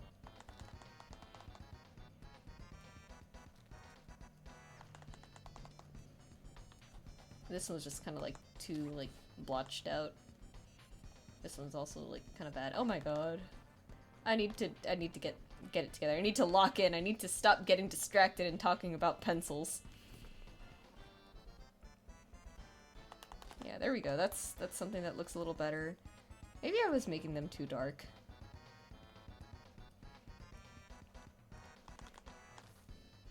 Let's see, how does that look from afar? It's not bad, but it definitely needs to be dark if I want to see it too. It's just a weird balance, I guess. Because that's the frustrating thing about art too. You'll have all these small details, and then like you pull back like this, and it's so hard to see. Like those little like sparkly stuff, you have to zoom in. So like a lot of these details that I'm doing here are for like the digital aspect of it. I know when this prints, this is not gonna look nearly as like clean as I'm hoping. But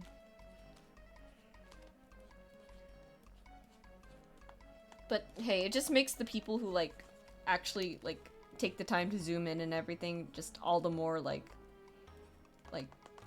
it just means that much more. So I appreciate it, and I'm going to do this anyways because I think it looks nice, and I think it adds like everything that I need out of my art to my art. So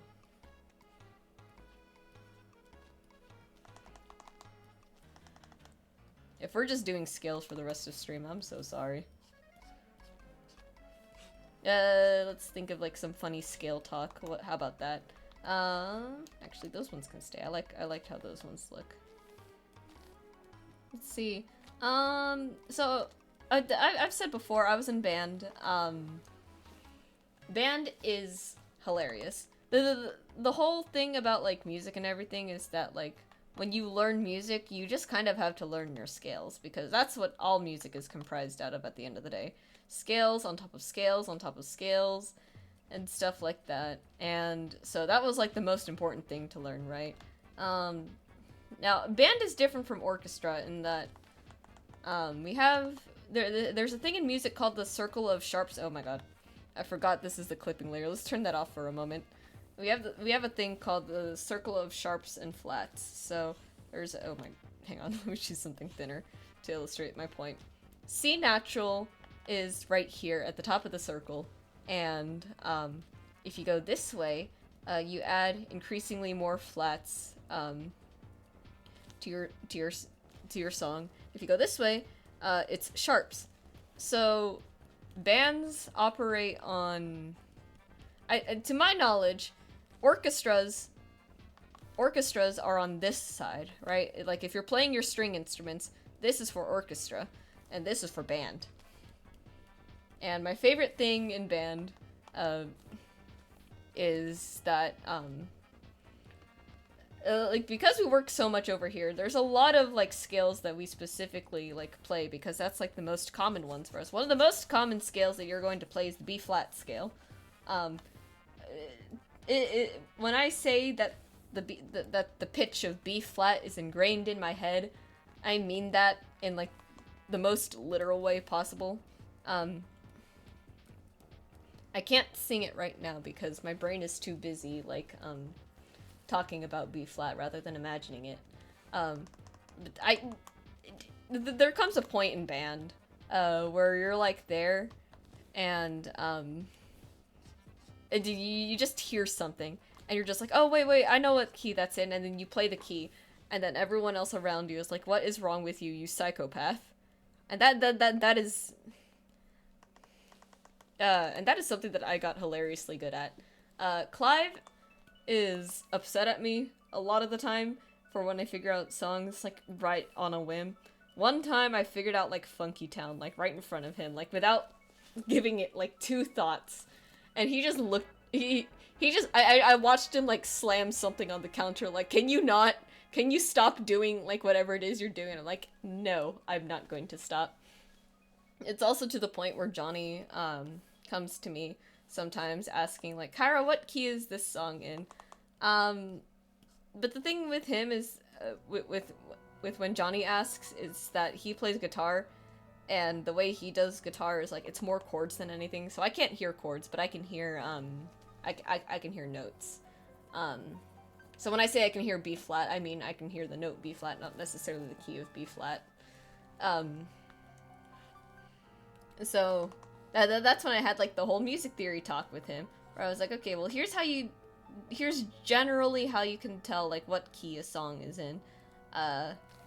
You look at the chord that it ends on, and this is where my one semester of music theory comes into play, because I'm just chock full of like fun trivia and other things that just aren't useful on a day-to-day basis, but on the rare occasions they are, I will be summoned. So in when I said music is built off of chords or keys, scales, I really do mean it, because those scales have notes make chords, and those chords make music, and so on and so forth.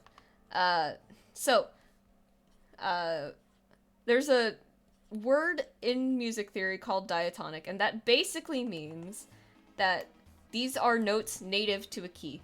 In B flat, you have the notes B flat, C, D, E flat, F, G, A, and those are your 7 notes. Though all of those notes are diatonic to the key of B flat. When you stack those notes on top of each other in chords, using notes that are again diatonic to the key of B flat, you get diatonic chords. So now, when you create your music or your song with those chords, you have a very distinct sound now that it's gonna have. You can play like the same shape of the chords in different keys, but the basic rule is always going to be the same. So there are different chords that one sound like a root, right? A B flat chord on its own or a B flat major chord on its own is not going to sound like a root chord, but in context with its other diatonic chords, it will sound like a root chord. So those root chords are really important for figuring out like what key your song is in, because generally, when you end your song, you come back to the root, and that's how you know when the song is over. Now, of course, there's like tons of exceptions to this. You don't always have to end on the thing. You could always end on like a little bit of suspense using like a fifth chord or something like that. But that's how that goes. So I explained like that whole thing to Johnny, and like I think he got like the hang of it for a little bit. It's just been like a bit since like guitar stuff, because like both of us are like really busy. But that's generally how that goes, and that's on a very, very like basic level, because I only took music theory for like a semester. I was really good at it. I remember when I took music theory, I was like really concerned that there was going to be like some really advanced stuff, because in band we did have to cover some music theory, right?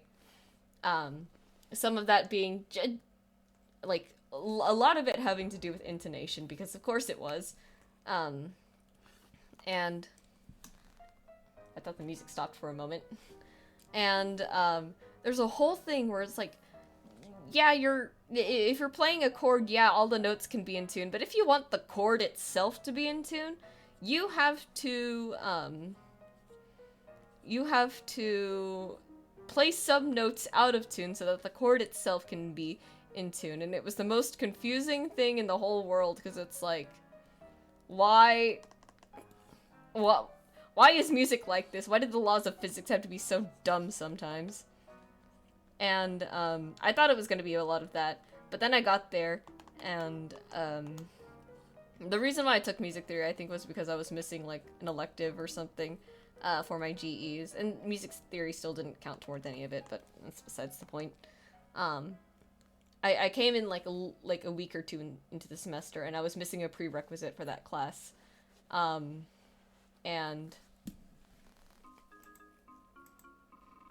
I was missing a prerequisite for that class, so I had to take a test to see that if I could even go inside the music theory class. So I thought, again, I thought the test was going to be like all of that weird, funky intonation stuff. It wasn't. It ended up being something like, okay, there are, like, here is your measure, and here are the notes and the rests on that measure. What does this mean? I was like, oh, this is, I'm literally just reading music, so it was really, really easy.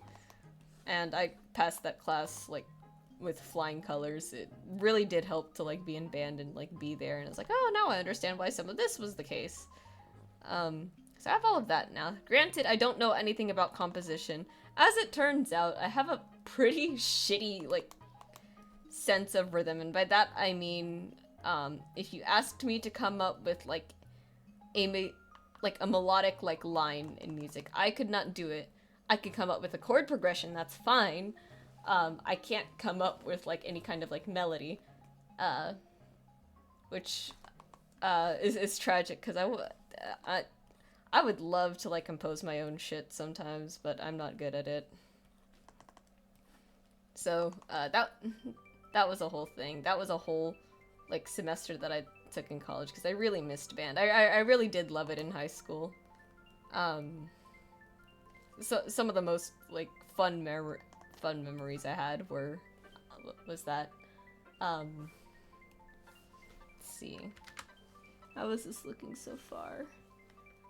Now the scales could be closer grouped, I think. This might just end up being me, like, doing the whole thing, but I'm gonna try to avoid that, because I don't really feel like drawing in every single individual scale. Like, I know it'll look good if I do that, but there is a limit. And I should try to take better care of my wrist. I had a friend ask me, like, is your wrist okay? And I'm like, yeah, it's been fine, actually. My wrist hasn't been hurting all that much as of late, which I'm very happy about. The only time it will hurt is if I really do, like, strain it. Like, if I'm trying to scoop out frozen ice cream from the bottom of the freezer. Because stupid corporate was like, oh, well, if your ice cream keeps melting, why don't we just leave the tub in there? And I'm just like, because the bottom freezes too hard and hot water is not enough to melt it for some reason. But, yeah, no, my wrist has actually been, like, really fine. which is really surprising considering like all the amount of stuff that I've been doing. So I'm very, very happy and about that, because it means I'm not gonna have to worry about like taking breaks anytime soon. So we're just gonna connect these patches just a little bit. I think that'll help with like the overall cohesiveness of the thing. And it'll make it so that I don't necessarily have to draw in all of it. Yeah, just having like, I guess patches of like emptiness is a better way to put it now.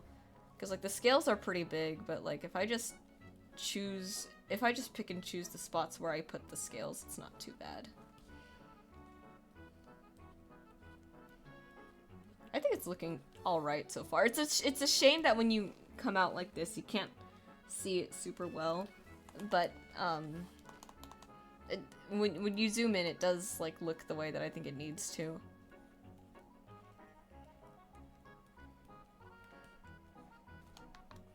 We're just kind of like zigzagging across it too. Nothing too serious. Casually killing my wrist with scales. I probably didn't need to. Yeah, when you told me that you inked like all of that on like that one piece that you showed me, I think for one of the art shares, I was like, you're actually insane for that. I can't imagine having the patience for that. I'm just not that kind of person. Cause like, but I get you though, cause like on one hand, while it's really nice to have like the brush material and have it look exactly the way that you needed to, it is way more fun to like do this by hand like a madman. And like it's so much more rewarding too. I think the only thing with me is that again, rather than like cover like the whole thing, I'd rather have it be like supplemented by the bottom texture already, right? Just so it doesn't like because if I turn this off, right? That doesn't look like scales, but it gives the impression of like sort of like that waxy kind of reptilian skin. Not necessarily waxy, but it does give the impression of like reptilian skin, but just not quite enough.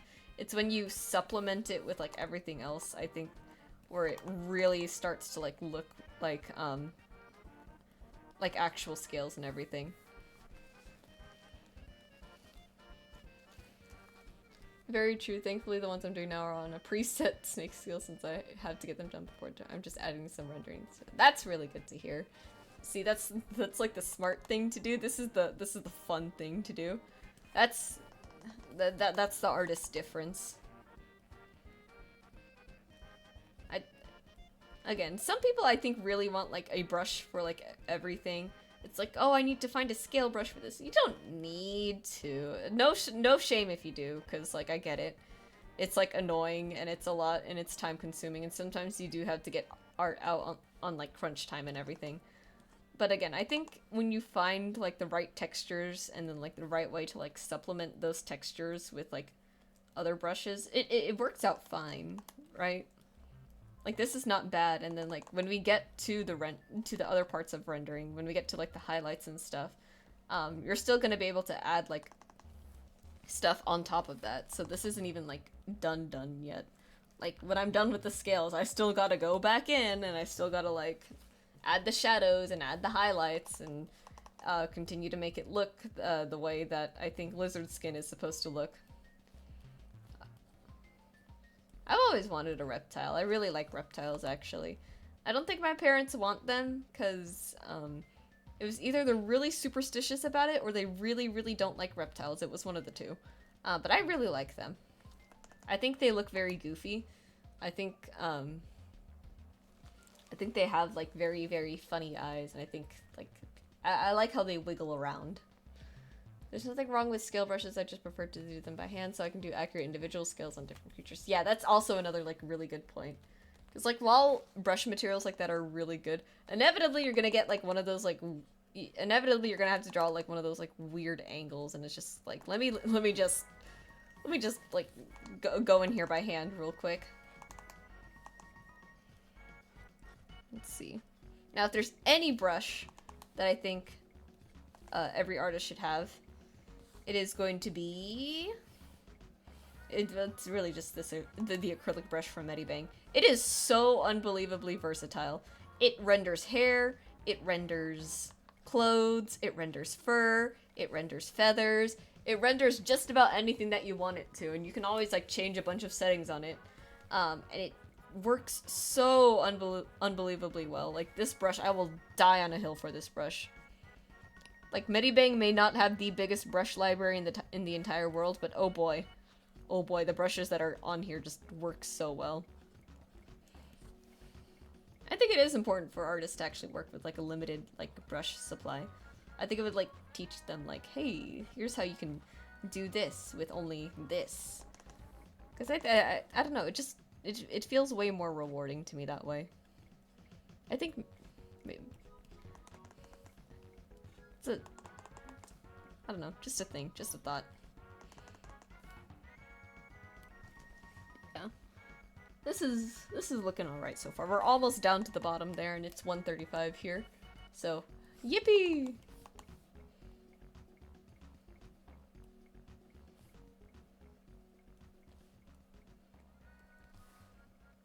My go-to brushes are the flat brush, a textured blend brush with a Japanese name, mood, and a default watercolor brush. That's like your acrylic brush. I use that one for hair all the time, right? It's like it's incredible, like, the things you can do with only, like, 3 brushes like that. Like, all of those sound, like, wonderful, and I'm sure they they carry you so far, right? And I think that's, I always think that's, like, the coolest thing. It's like, you did that with, like, just, like, a small handful of stuff. That's cool. That's so cool. For me, it's, if we're talking about rendering brushes only, realistically, it's just the blur, acrylic, and watercolor. Those are the top 3. I'm incorporating this one a little bit more, but it's still, like, I'm using it in very, like, specific instances and not as, like, a regular thing. I like the watercolor brush here specifically because it's very smooth, and I think it helps, get, like, the really, like, polished surfaces. And then I like the acrylic brush for everything else just because, I kind of do want my art to look like a, like, colored pencil, paint kind of thing. I don't want my rendering to look really smooth. I want it to look, like, very, very textured and everything. God, I still can't believe that I use the airbrush on, like, very, very, like, specific lighting things. It's never gonna be for rendering. It's always gonna be, like, to achieve a very specific effect, but never rendering again, because, oh my god, I can't use the airbrush here. It's not great. Or, it's not great for rendering, it's great for effects. That's another really good distinction too. Like, it's really important to know, like, which brushes you're using for effects and which ones you're going to be using for rendering. Like, now that I think about it. Like, there's just, like, so many art tips I think that people don't talk about. And it's like, we kind of need to talk about these because you don't want you don't want to mislead people and think like, oh, it's got to be like this way, when in reality, no, it's actually... here I'm gonna go a little bit heavier on the thing just because it's a lot smaller. No, actually, you don't... It's like, the art tips are not hard rules, it's just like... But I think the stuff... like, we gotta have a distinction somewhere, guys. I've been watching a lot of art content on YouTube lately because I'm trying my best to just stay away from, like, the political stuff. If there's a reason why I haven't been scrolling as much on Blue Sky or retweeting as much art there, and it's because, like, it's super politically charged on Blue Sky right now. Like, yes, is it, like, politically charged on my side of the spectrum? Yes, it is. But it's exhausting regardless. I don't care if it was, like, right-leaning, I don't care if it was left-leaning, it's like, I don't need to look at the politics right now. Like, I want to see my friend's art, and I can't see it at the moment because there's so much of it. It's like, I don't need this to be a news feed right now, guys, please.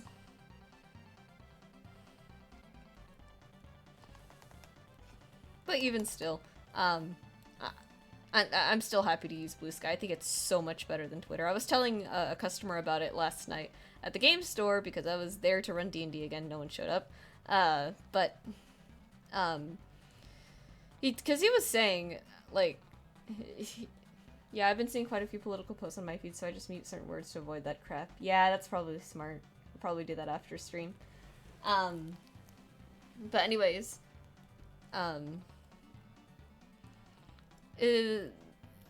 everyone, I was talking about my art at the game store, and they're like, no, yeah, you should totally, like, advertise on, like, Instagram and stuff. I'm like, no, yeah, I do post my art everywhere. It's just really, really, really hard, to market art. Because, one, my style is, I have a very stylized art style, I guess, so to say. So, it's very, very hard to find people who want something in that style. So that's like a huge thing. And then, but regardless though, I think the growth on Blue Sky has told me everything that I need to know, and it's that, like, Twitter and other places are just, like, not super geared towards artists, but I think because a lot of artists have just gone to Blue Sky, it's way friendlier right now, so, like, it's so much easier to be on there than anything else. But I think everyone's experience with Blue Sky has been, like, more or less different. But yeah.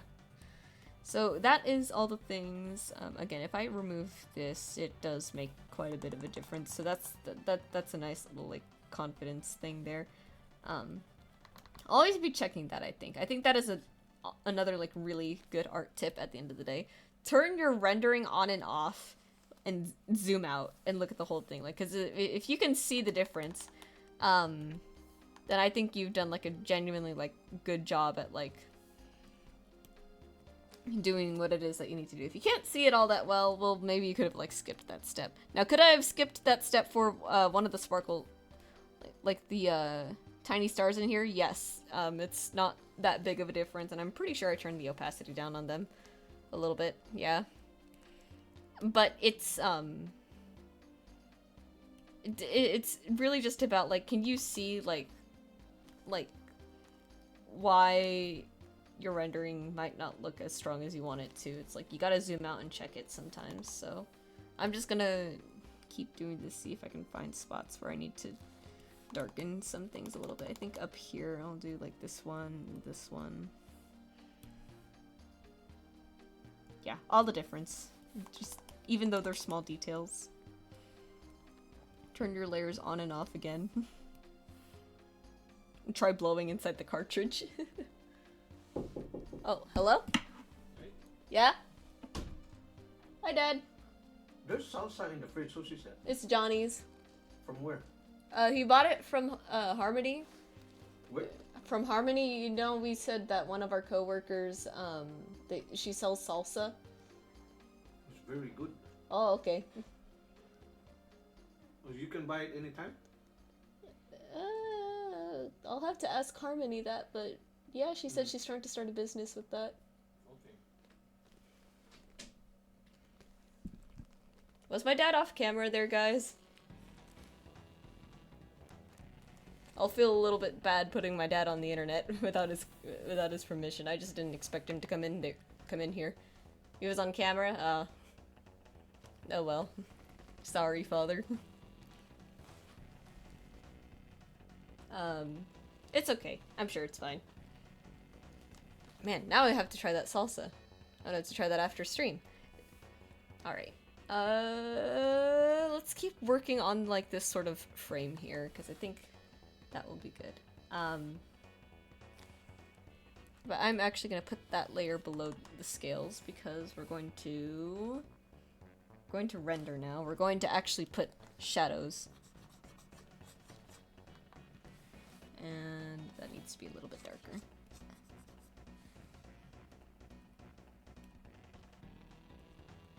Let's do it like this.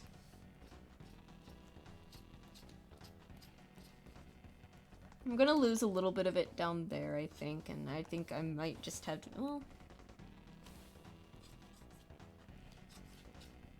Let me be a little bit careful about how I do this so I don't lose too much of it down there. Not too big of a deal if you lose it down there because the detailing is already like really small, but still gonna try and keep it.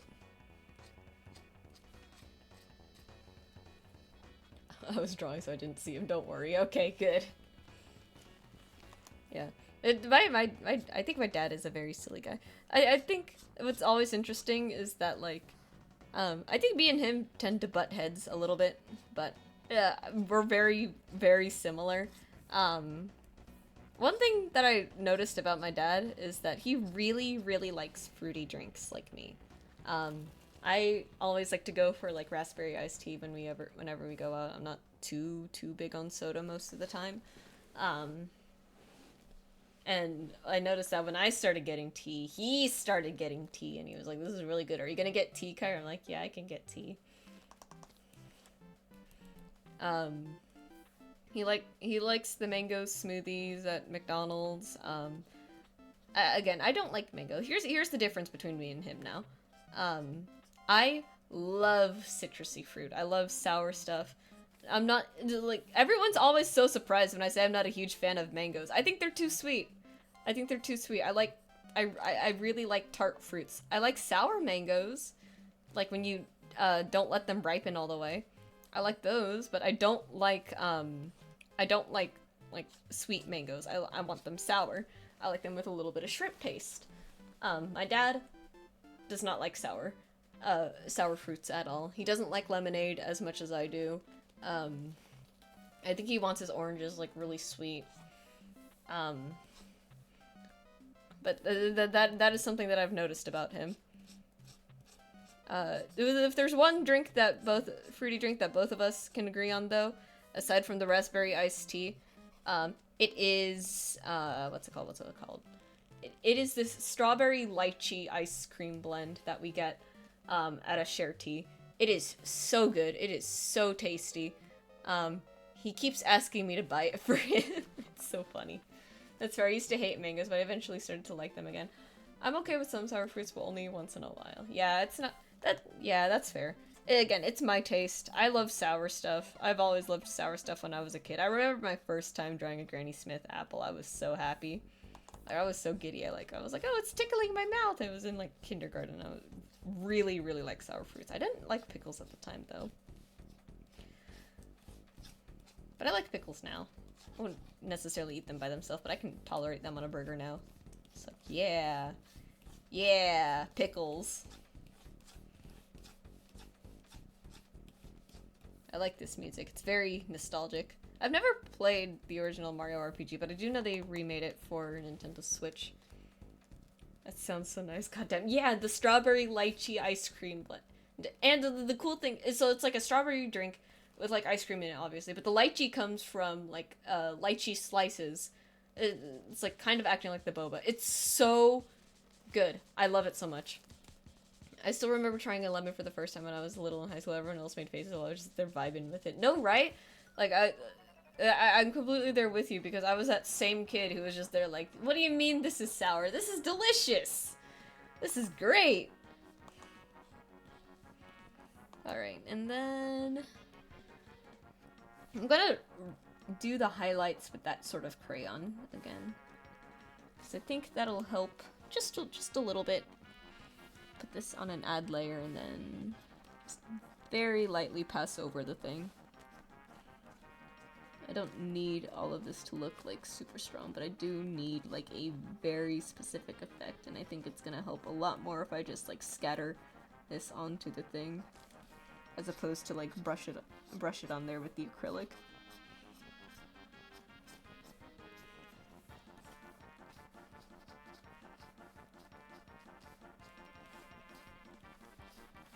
And we'll come down here, just like this. I think it's nice doing the red dragon too, because again, my little art Sona is supposed to be a draconic sorcerer of red dragon origin, so I do quite like that.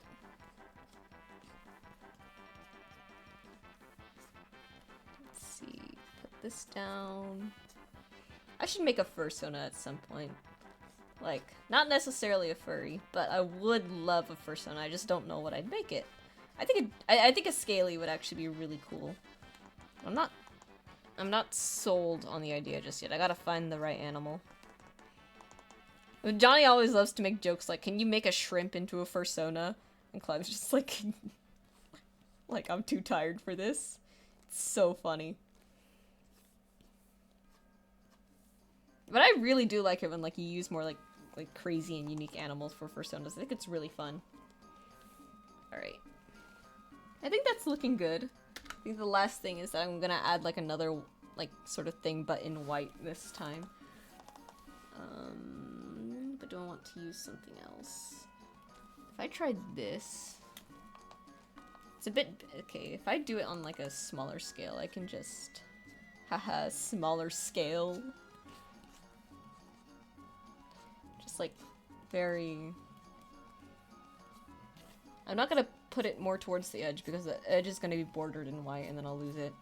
Oh, you know what? Speaking of... Probably could have seen weirder, but also really cool. Yeah. Like, again... oh, shoot. Chunky, I don't think you were there because it was 6 in the morning for you. Were you... But I'm gonna ask anyways. Were you there when me and chat were, like, we're oogling at the horse fursona? I need to show you this.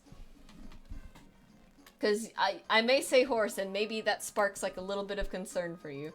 But I promise you, the horse fursona is so good.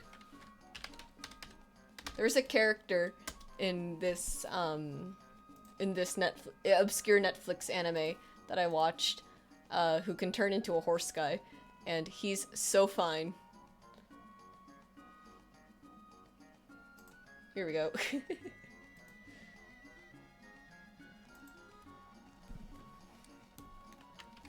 Like, I love stuff like this. Open a new canvas. Look at him! He's so good. Like, again, this character has me in a chokehold. I think about him sometimes, and I'm just like, man, I would ride that horse. Like, this is peak fursona design to me. Absolutely, like, unlike anything else you would normally see. And incredibly well designed. It's so good. I love him so much. I will not make as many, like, I would ride that horse jokes as I did last time I talked about this, but I will put this up here as a reminder. Anyways. Real quick, I'm going to use the bathroom. I'm going to be right back.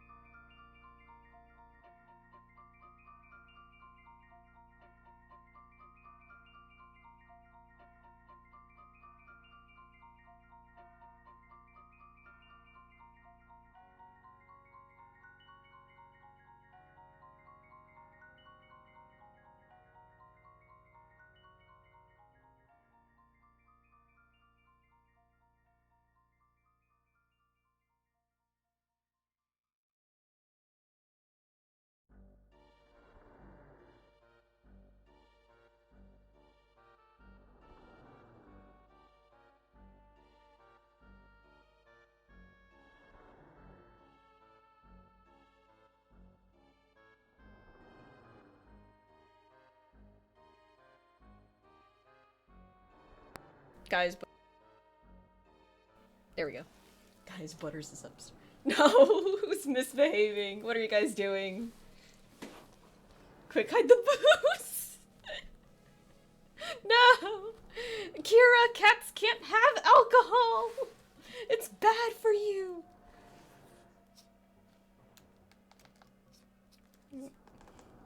You guys think that looks like waxy enough? Like, I don't know if you guys have like touched reptiles before. I've touched snakes a few times. They're kind of waxy.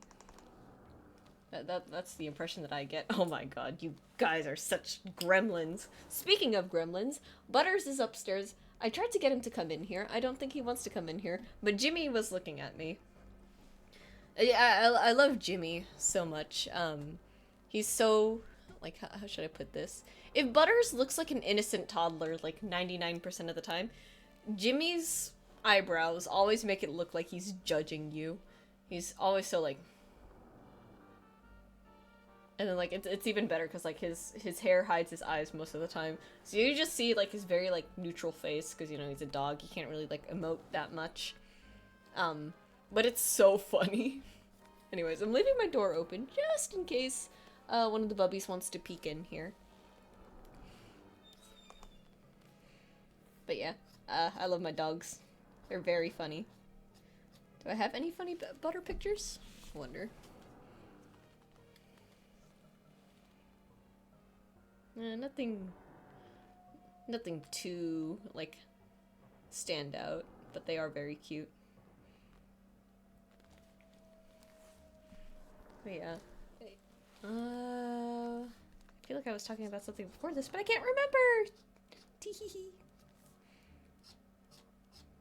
I really hope my parents don't try to make it like, oh, can you buy that salsa from your coworker again? I was just like, okay. My dad does a thing, and it's very sweet of him to do. But sometimes it's a bit much. Does anyone else's parents, like, do the thing where it's like, oh, my kid loves this, so I'm gonna buy even more of it? Because my dad does that. I knew it. Somebody's gonna come in here. Who is it? Oh, hi, Johnny. It's Butter! Ah, there he is! There he is! Chat, look at this. Look at it. I'm gonna bring the camera down here. Look at that! It's Butter! Hello, Stinky! Hello, Stinky Butter! Oh, he's so cute. Butter on stream. Oh, and Jimmy! And Jimmy! Oh, they're being such boys in my room. Oh, look at that. Look at let me pet Jimmy Butters. Look at him. Look at this dog. He's so cute. I'm gonna put this back up here. I love them so much. Hello, puppies! Hello, puppy babies! Jimmy! Oh, Jimmy's having a lie down. And Butter is smelling the door! Oh, he's sniffing. Butters, I just cleaned my room.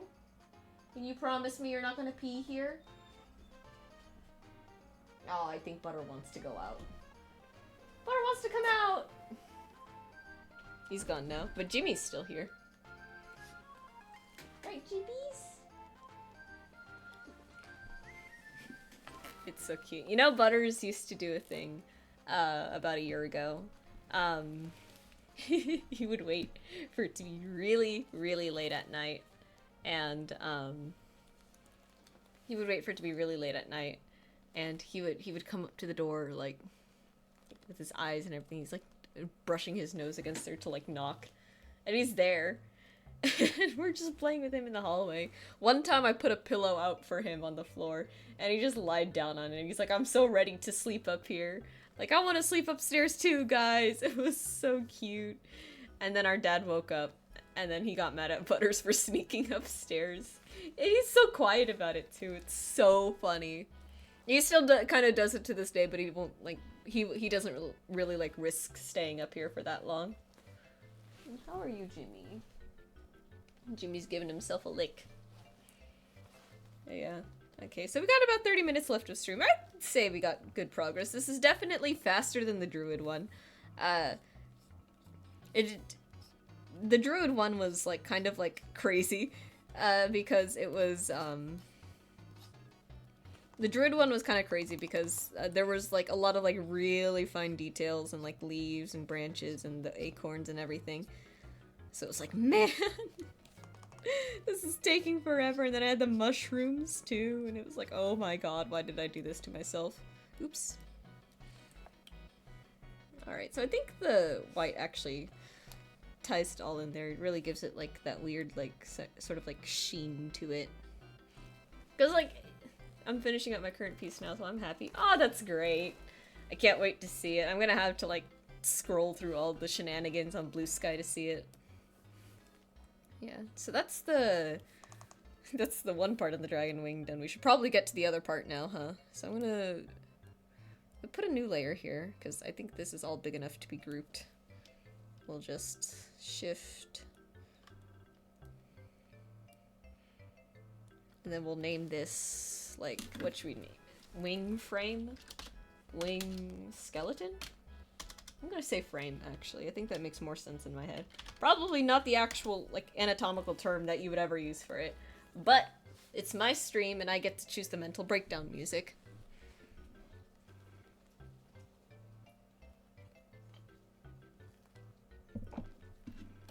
Once again, I feel like coming to my streams has to be, like, the strangest, maybe not necessarily, like, ADHD trip, but it's gotta be, like, we're going this way, we're going that way, we're going this way, we're going that way, but we're still somehow going forward.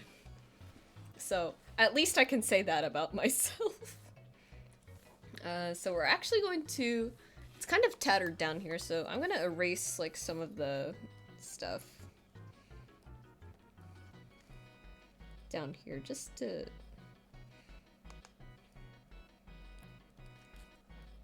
I should, like, go and, like, make it rough, too, just make it, like, very, like, oh yeah, these are tears, these aren't, like... Let me just be very careful with how I space this out, because it's gotta look random, but it can't look too spaced out. This is the tough part about randomness. I wish I could find, like, a good guide on, like, how to do that, but there's kind of just, like... It really comes down to, like, a... Like, can you see it? Can you see it or not? At least for me it does. There's probably an actual tutorial out there on how to, like, draw, like, very, like, random scattered, like, stuff. But that's kind of, like, for me, that's, like, the tough part about, putting, like, the really, like, big stars in the sky, because it's, like, I want it to look very bright and luminous, but I also don't want to overdo it, and I also don't want to make it look like pattern recognition brain was turned on when I drew this. It's just, it's a whole thing.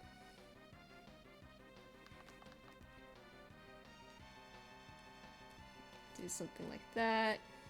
Something like that. I think that looks natural enough. As he's sneezing down there. Oh, bless you, JB. We finally got Butters on stream. I've been wanting to do that for a while. And then, real quick, I'm going to... this is the one... Oops. This is the one thing about inking on Procreate. For some reason, the fill tool on Medibang doesn't like the outlines so much. So you can see there's like... Oh, and that's why it's taking a while. So you can see there's like... Oh, so you can see there's like... Oh, I just realized. This needs to be up here. So you can see there's like some sort of like gaps in like some of the things, and I'm just trying to like make sure that's all covered.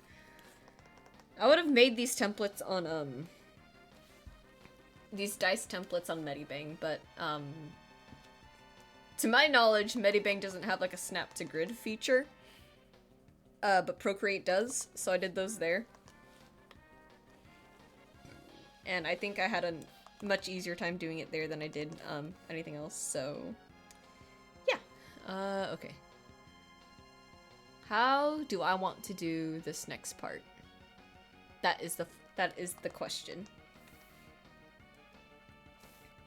First of all, I think it'd be nice to have like a gradient down here, so I'm gonna fill this with something that's not too dark, but something that's like believable. I'm gonna do that. And this is also the other thing that I like about Medibang. I really like this, I really like the blur brush on this more than Procreate. They're still both really good. Am I listening to the right soundtrack?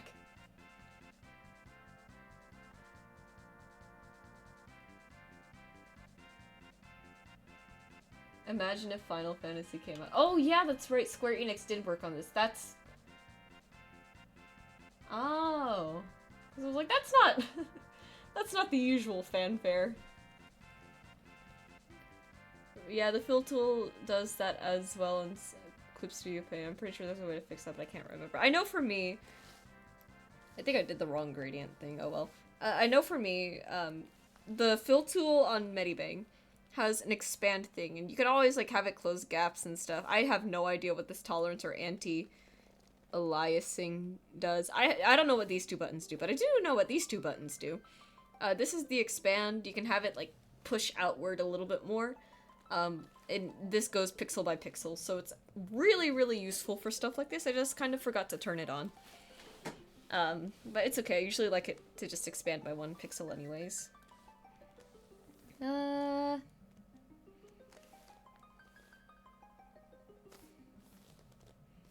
think, actually, I am mistaking the thing. I like the gradient tool on here, but right now I would really like the gradient, the blur on, what's it called? Procreate. I'll just airbrush it. It's not too big of a deal. Just something like that. See, this is what I would use the airbrush for, not necessarily anything else.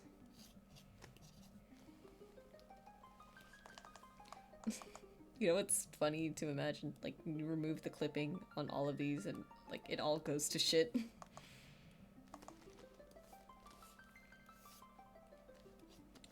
we go. This is, like, the kind of gradient that I was looking for.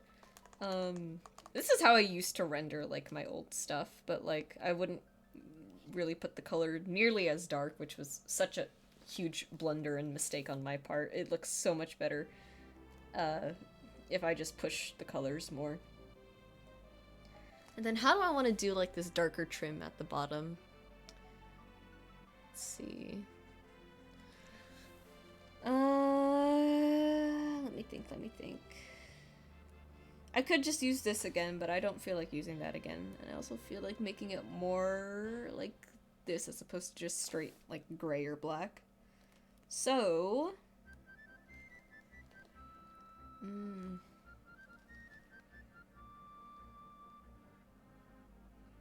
I think it would be good to start with this. Right? Just like really darken it up at the bottom. Gradient coming out on top.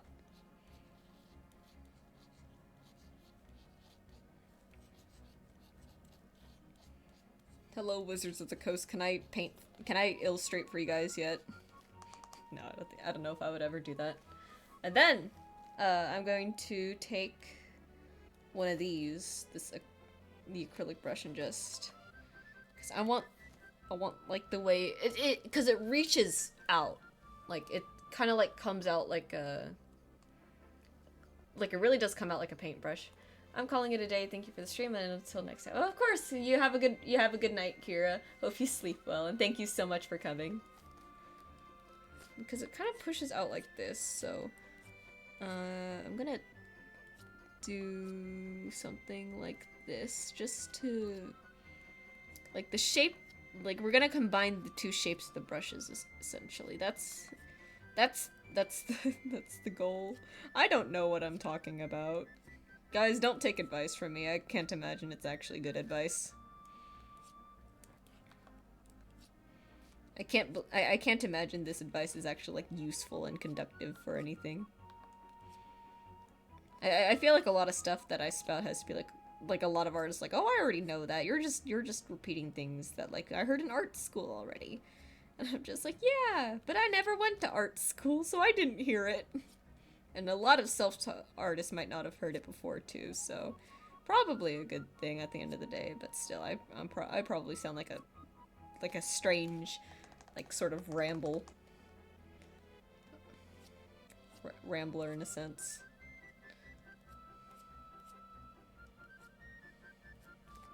Then push this up.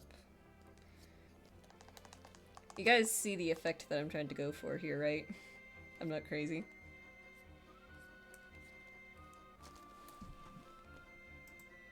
Man, this is a long soundtrack. Oh, 61 songs. Oh. I should play Super Mario RPG one day. I'm sure that I would enjoy it, like, a lot. Oops.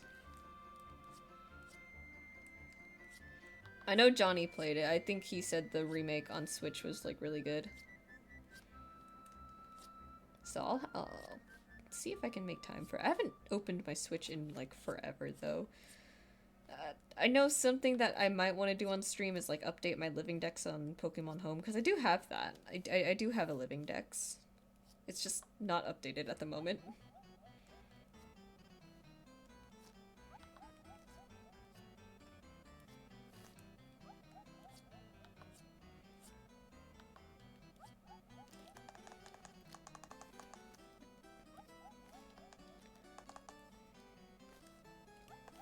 I think whatever I'm doing here was a good call because it's roughly getting the effect that I want without destroying like the original watercolor underneath it.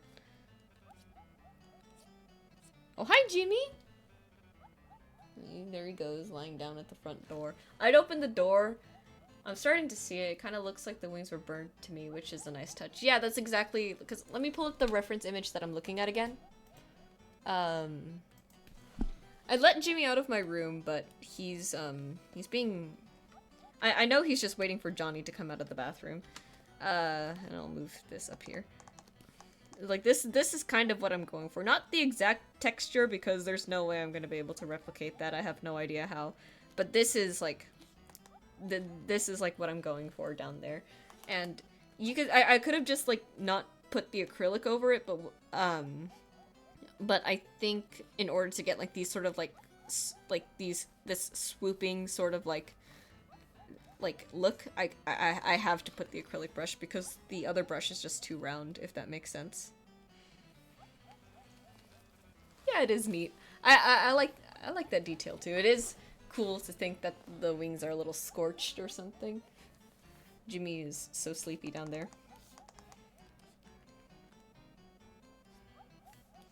I'm sure this will, like, come into, like, a better, like, sort of, like, image as soon as I get to, like, the other parts of the dragon wing. Just, like, the other textures that are involved in there. That's weird, there's some red in there. Not sure that happened, but I think then we're gonna take a I'm gonna save here. Real quick, and I'm gonna see if I can experiment a little bit more. I want to take one of these, and I think specifically I want it to be this brush. Just kind of like...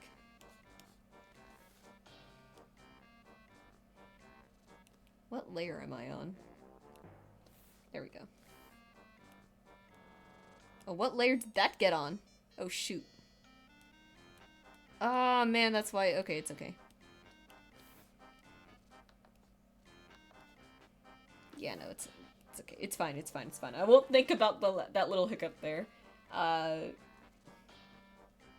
was wondering why it was getting red streaks when I was. Actually, no. I can still fix that. Hang on.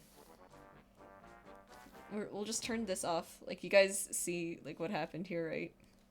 Ah, tragedy. We're just gonna... I can fix it, I can fix it. It's actually not that bad to fix. I was worried that it was gonna be.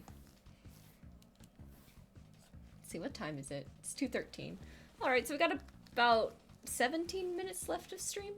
It's not too bad. Just erase that. Oopsies! And that. Put that back on.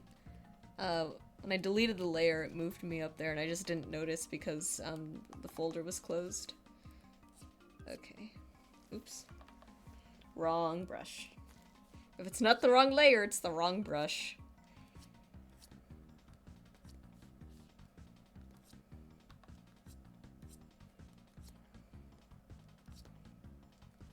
just like sort of like reaching looks, and I think that is roughly about where it was before I had to erase everything, right?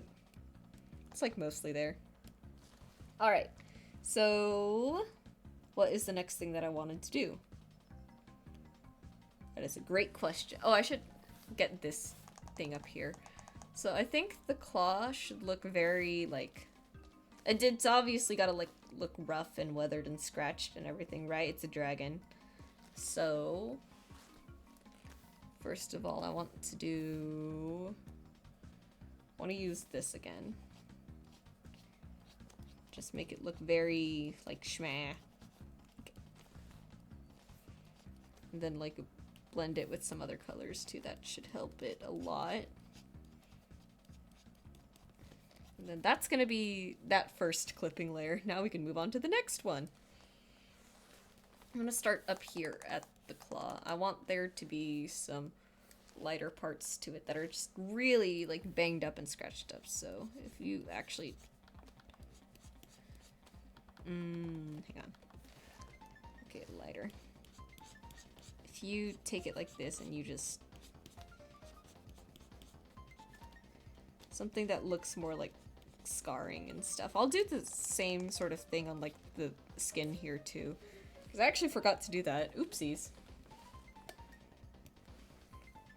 Save here real quick.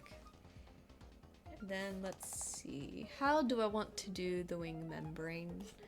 I don't want to add a little bit more excitement to it. So I don't want it to just be the same thing here. Let's see. Something...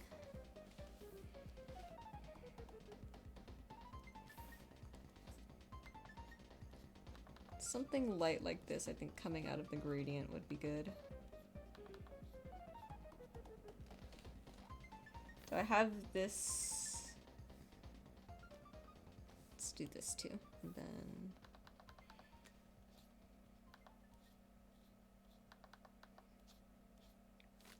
I don't know, it makes sense in my head. I'm just gonna go for it. Just to give it a little extra something.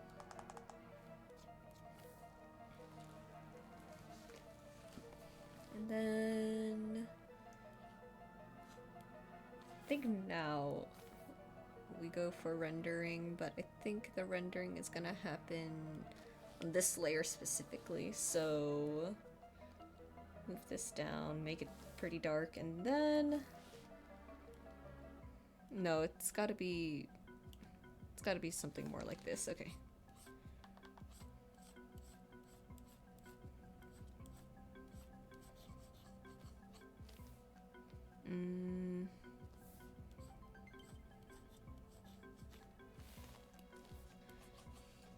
Yeah, it's like... Hang on. I can figure this out.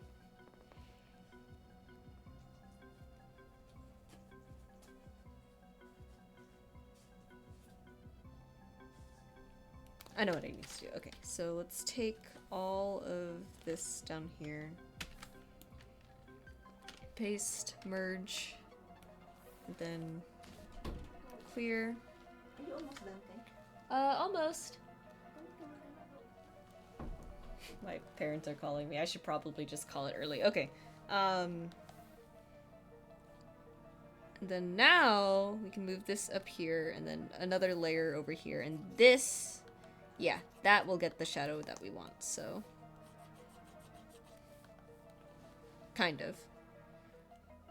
I think this needs to be moved up here, but then this needs to be on top like that. Okay.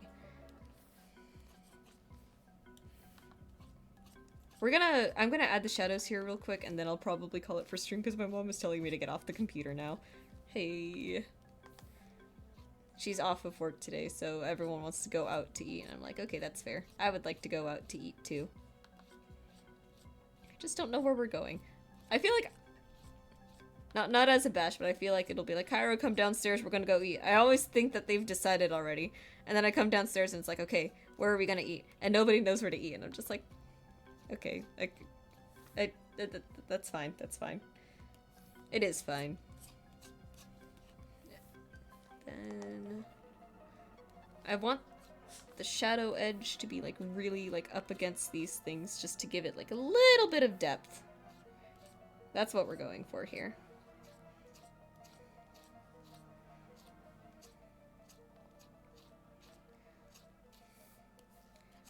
So just blur it out just a little bit so we don't lose too much of the texture, and then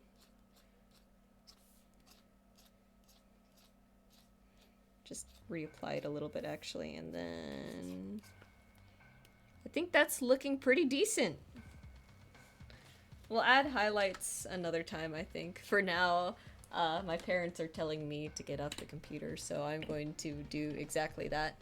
We'll just end a little bit early today. But thank you all so much for coming around again. Next stream is going to be Thursday. That's going to be the 10 p.m. stream for some of you guys. That's going to be the morning one. I think it's hilarious that I get less viewers from the States and more viewers from other places. But you know what? I'm not complaining because I'm enjoying it regardless. Yeah, I'll see you guys then. Probably going to be working on more art, or maybe I'll play Hollow Knight on stream. I should probably get back to that. But we'll see what happens. It's going to be one of the two. Without further ado, thank you guys so much for coming around. I had a lot of fun today, as usual. Let me minimize this so I can hit the button to stop stream. And thank you again. I love you guys. Bye!